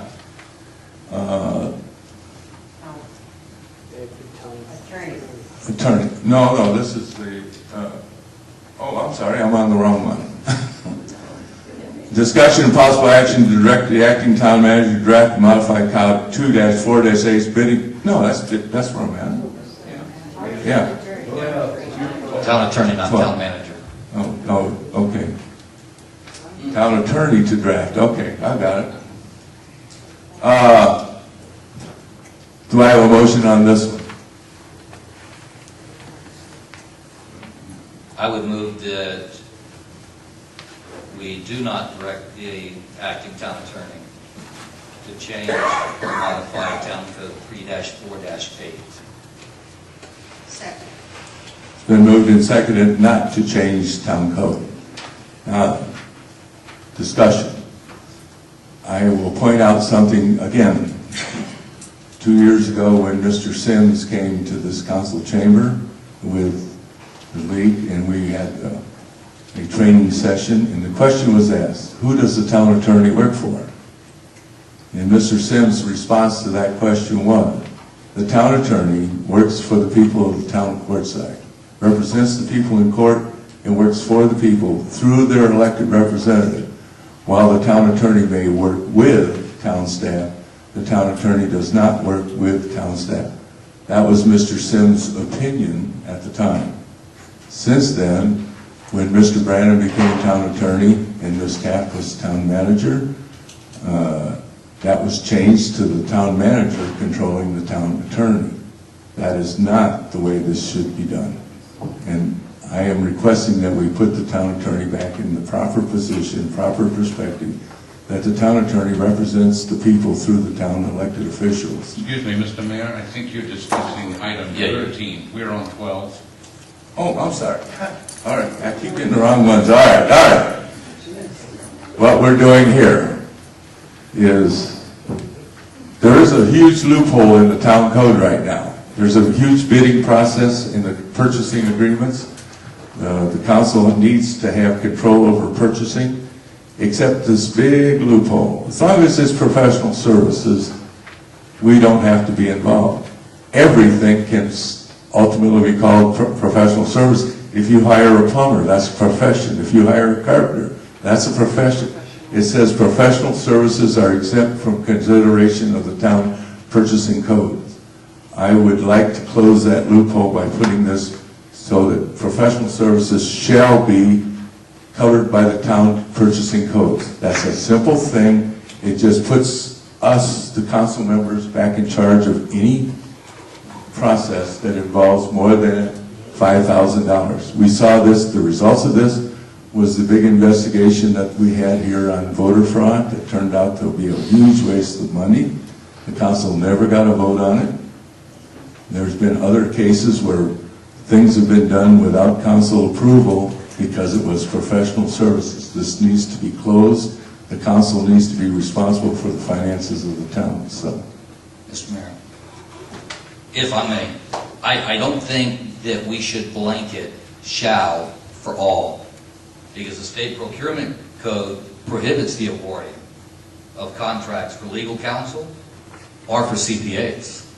So we can't just blanket, we're going to go out for a professional bid for every service that we receive. I still think we need to be able to approve those contracts. Nobody should be able to write a contract to obligate the taxpayers' money without our approval. So we should ignore the state procurement code. Doesn't say we have to bid it, it just needs we have to approve it. If it's a contract obligating the taxpayers' money, we should be in a position to have approval of that. But you're wanting to change, not to approve. No. You're looking to change it so we can go out to bid for professional services. I'm just saying that. That's what you're trying to do, yes or no? Town staff comes to me with a contract for professional services for Mr. Ward. I should be able to say aye or nay. Maybe it's not whether it's who it is, but how much it is. Maybe I don't approve of how much Mr. Ward would be asking in his contract. But it would be that we don't have anything to say about it right now. Correct, because the state procurement code says we can't go out for bids. So maybe we don't go out for bid, but we ought to be able to say, no, we don't approve that amount. We cannot turn our back on our responsibility to be the fiscal monitors of this town. I agree, but in the section for 348, what you're wanting to change is for us to be able to go out for bids. That is what that section calls for. You're saying shall not, because it says for bidding for professional services. It shall not include the following list. And you're wanting to change that to be shall, which would include going out for bid for attorneys. That we cannot do. The state procurement code will not allow it. I have no problem with us approving a contract, but I do have a problem with us putting it out for bid against We state cannot law. go out for bids. If I may clarify something that might help this discussion, professional services is a rather limited scope area according to both federal as well as state statutes. Professional services does not include things like plumbers, it does not include things like contractors that do electrical or anything of that nature, it does not include telephone service contractors. Professional services is related mostly to the medical, to the legal profession, to the engineering profession, and similar types of professions. In fact, for state purposes, the state procurement code indeed does not allow the awarding of contracts for legal services or certified public accountants on the basis of price, which is what this particular section would require. It also, in the state procurement code, prohibits cities and towns from requesting or considering fees or prices when procuring architect services, engineering services, land surveying services, and other construction-related services. In other words, if we were to make this change, then this would in fact be in violation of state code. I will tell you that our procurement code right now requires that any contracts over, it's not $5,000, it's $8,000, must come to the council. And I can tell you, as your interim town manager, that will always happen. If it appears that we're going to enter into a contract that exceeds $8,000, or if I feel that there is a political issue that might be arising from that contract, I will bring it to the council. I will not hold it back. That would not be appropriate to do. And in fact, you have seen that I have brought contracts to the council for legal services and other things. We had a contract in here this morning that we brought to you for the sales tax audits. Those things do come to the council, and we do bring them to you. What has happened in the past is when professional services have been bid, it actually leads to not being in the best interest of the public, because what happens is you get the least qualified bidder providing that professional service, or you get nickeled and dined to death. If I were an attorney, for example, and I wanted courtside's business, and I had to do it on a bid process, I would lowball it, and every time I went to the bathroom and thought about you, I would charge you for that time. And that's exactly what happens when you come in with the low bid process.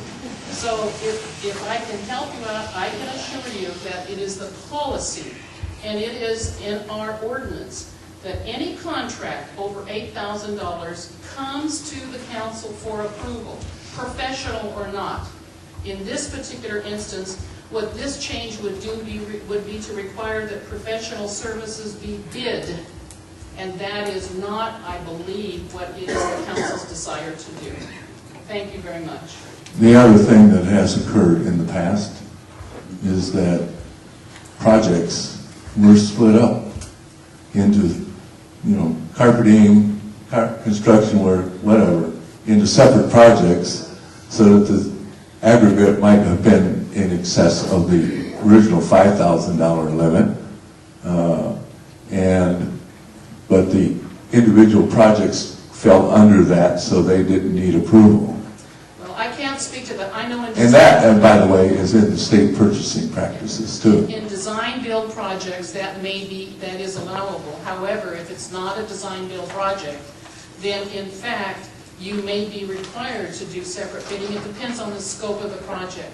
And if we are going to make sure, as the council directed me this morning, that when we let things out for bid, that we're following proper procedures in the bidding, I will bring those bid documents back to you, and I would expect that you're going to, along with me, look at that to see if there's possible bid splitting going on. Bid splitting is illegal, and I would not expect that that would occur within this town. I can't speak to what's happened in the past. I can speak to what's happening now. Okay.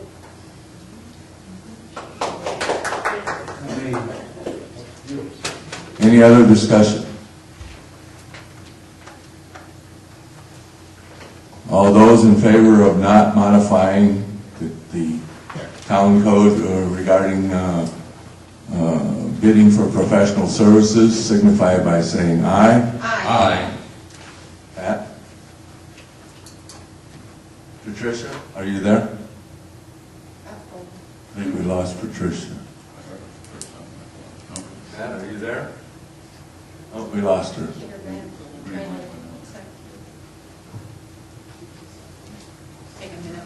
We'll take a minute, let Terry get her back. I didn't hear her vote that day.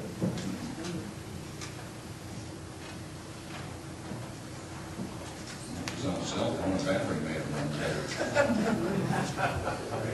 Very true.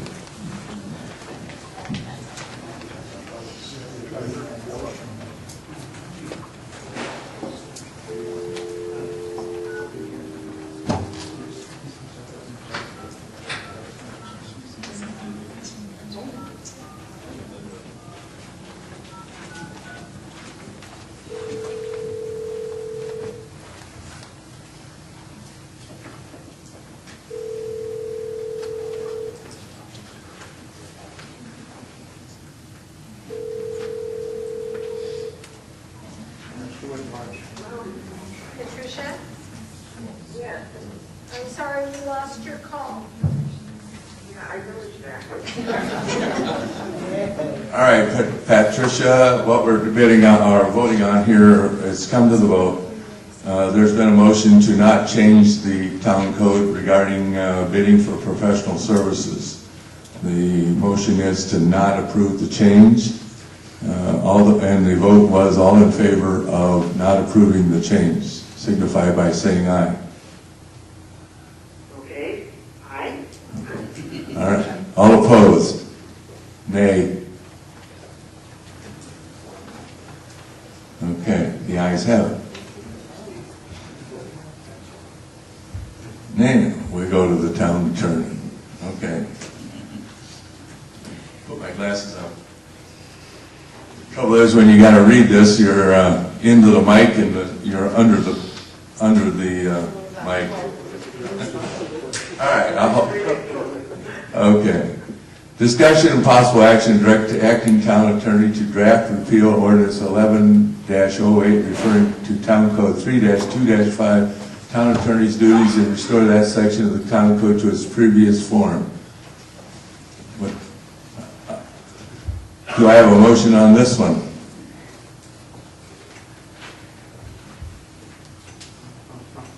I will make the motion.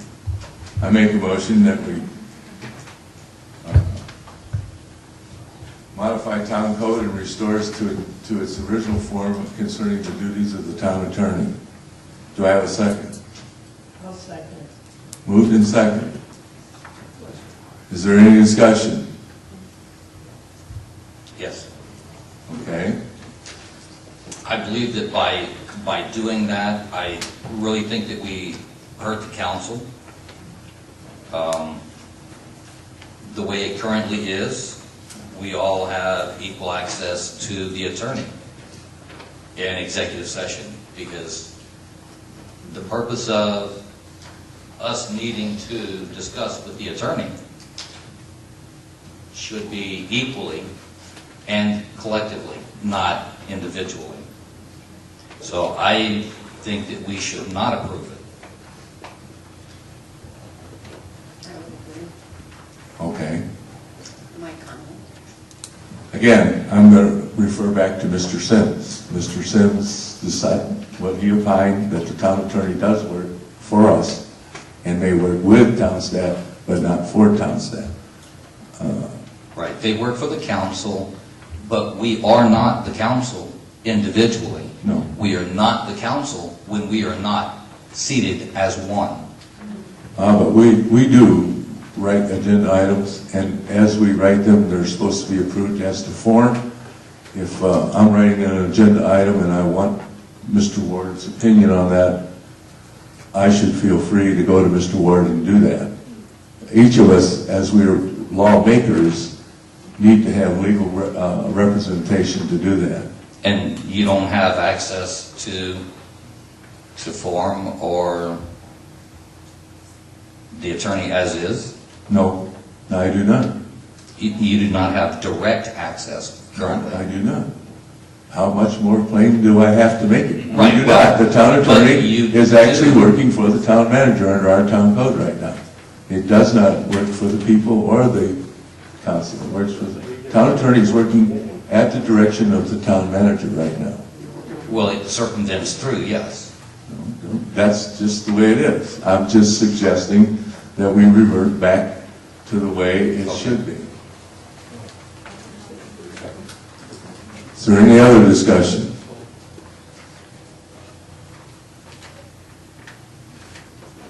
Okay, we'll go to the vote on this. All those in favor of not placing the town attorney back under the control of the council signify by saying aye. Aye. Not approved. You said not approved. I said, that's what the motion was. No, you made the motion Okay. to change, to I'm sorry. keep it. I'm sorry, that's right, I did make the motion. I made a motion to approve. All right, all in favor of approving, putting the town attorney back under the control of the town council, signify by saying aye. Aye. All opposed? Nay. Okay, town council doesn't want the town attorney under their control. Okay, number 14. Item 14 is approved recommendations by the Health and Development Services Board for funds for the promotion of the town. $5,000 to the Senior Center, $5,000 to the Historical Society, and $2,000 to the Business Chamber.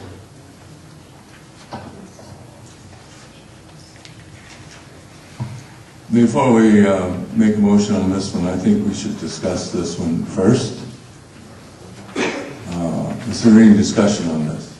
Mr. Mayor, I have to recuse myself. I'm still associated with the senior center. Can't hear you. Can't hear you. I'm sorry. Thank you.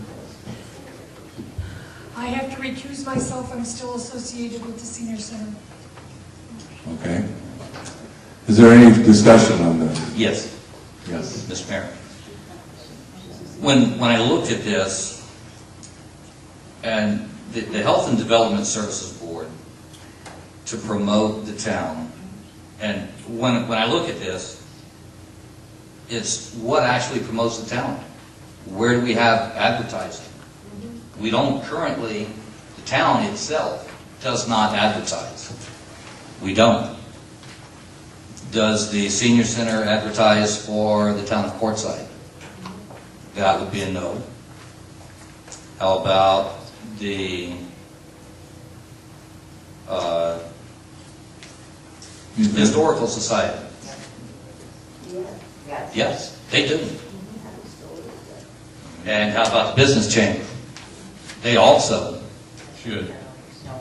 They do. They do advertise for the town. So I asked about meeting with a couple of the members from the Health and Development Board and why the numbers came out the way that they did. And because they pretty much like the Senior Center, so that was a given, but they'll knock them down 2,000 from their original request of 7 to make it somewhat even. The Historical Society, without a doubt, they do everything by the book, 110%. And they said the Business Chamber, well, the Business Chamber, their bookkeeping and such was not up to snuff. So they pretty much didn't want them to get anything. But we're going to give them 2,000, toss them a bone. So they don't turn in quarterly reports. That was part of their thing. When I inquired as to whether the Senior Center turns in quarterly reports, I was told no. But that was not taken into account when they wanted to give them $5,000. So I asked about why the Senior Center gets money. Well, they originally got money to cover electricity for the summertime. Then it changed to they got money for helping to feed indigents or whomever, anybody that was available during the summertime. And that they would normally serve about 25 people. Well, I don't think it takes 5,000 to serve 25 people over the summertime. I would like to amend this to split it 3 ways. We have 12,000. I would like to see that each one get 4,000 instead of 5,000, 5,000, and 2,000.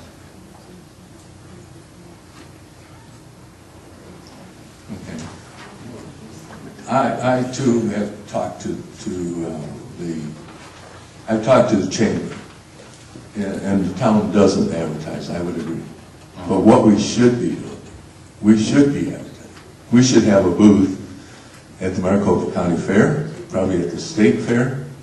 I mean, cost of fuel going up the way it is, we can't count on winter visitors coming from up north some long distance away. But we can attract people from Maricopa, from Riverside, to come here for our events, spend money and generate sales tax. That's what the idea is here. Correct. And putting a booth at the State Fair would help that, I think.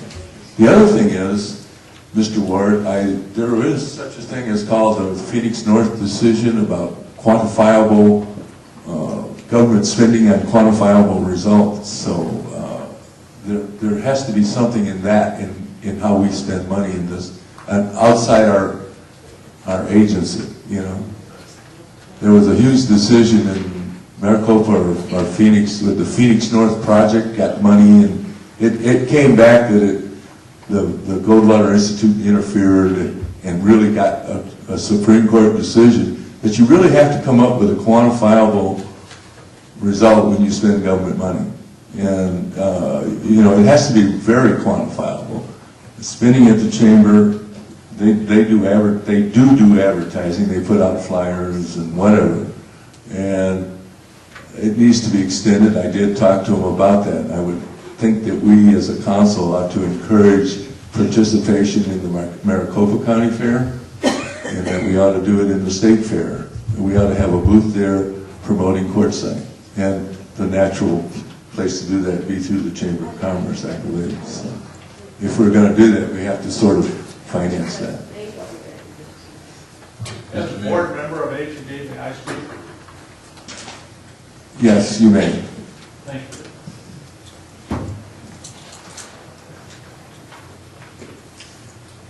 Again, I'm Skip Gallup.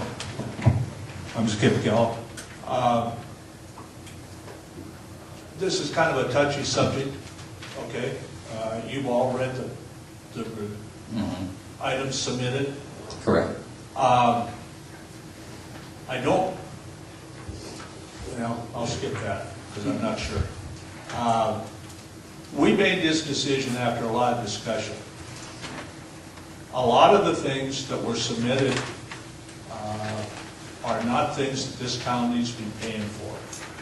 And that's why it went down to $2,000 for the chamber. In addition to that, they were asked last spring to do better on their bookkeeping. What they submitted doesn't begin to even meet what is required. And that's why they went down. They changed their bookkeeping, not their bookkeeping, but the way they submit for this money. And the board will look entirely different at them. Do they advertise? Yes, they advertise. The senior center does more than just provide meals and pay for a little electricity. They are going to get a generator this year.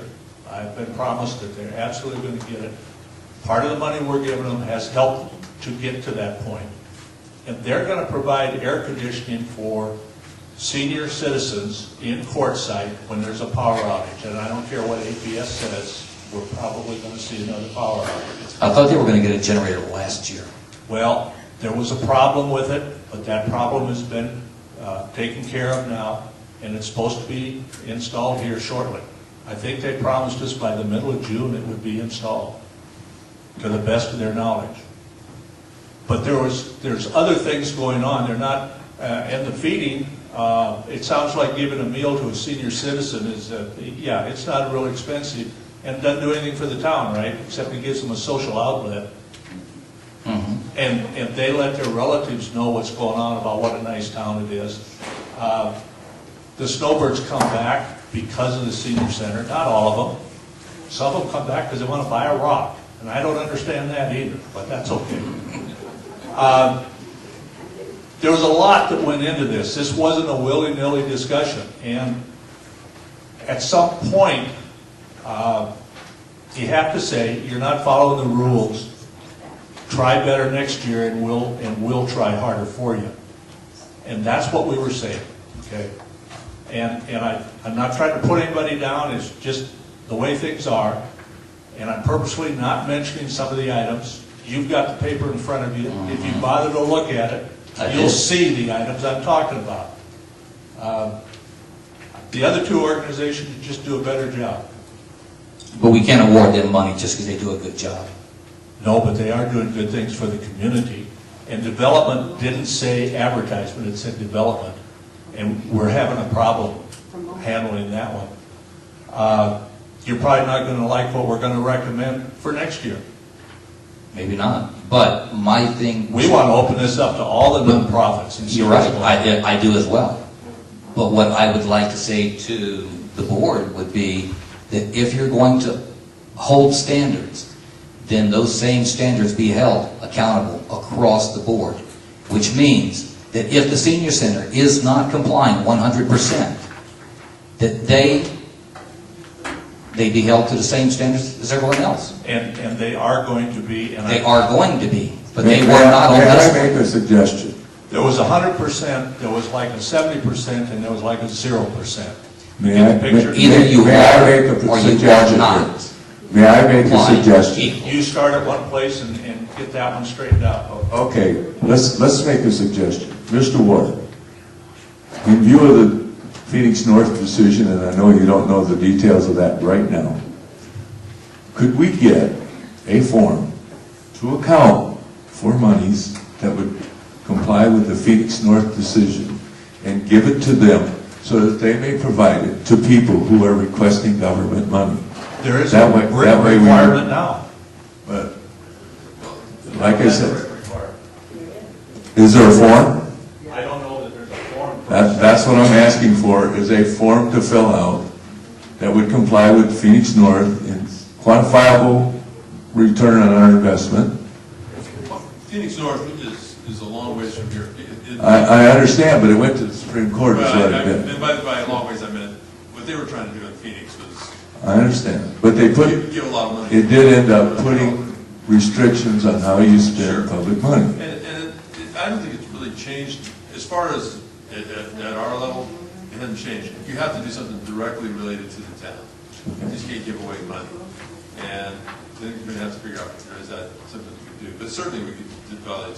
It sounds like we may be headed down a slippery slope here, and we should be very aware of what we're doing. Let me see if I can make a suggestion that the council might want to consider as far as reporting is concerned. Annually, there is a required federal form for all nonprofits.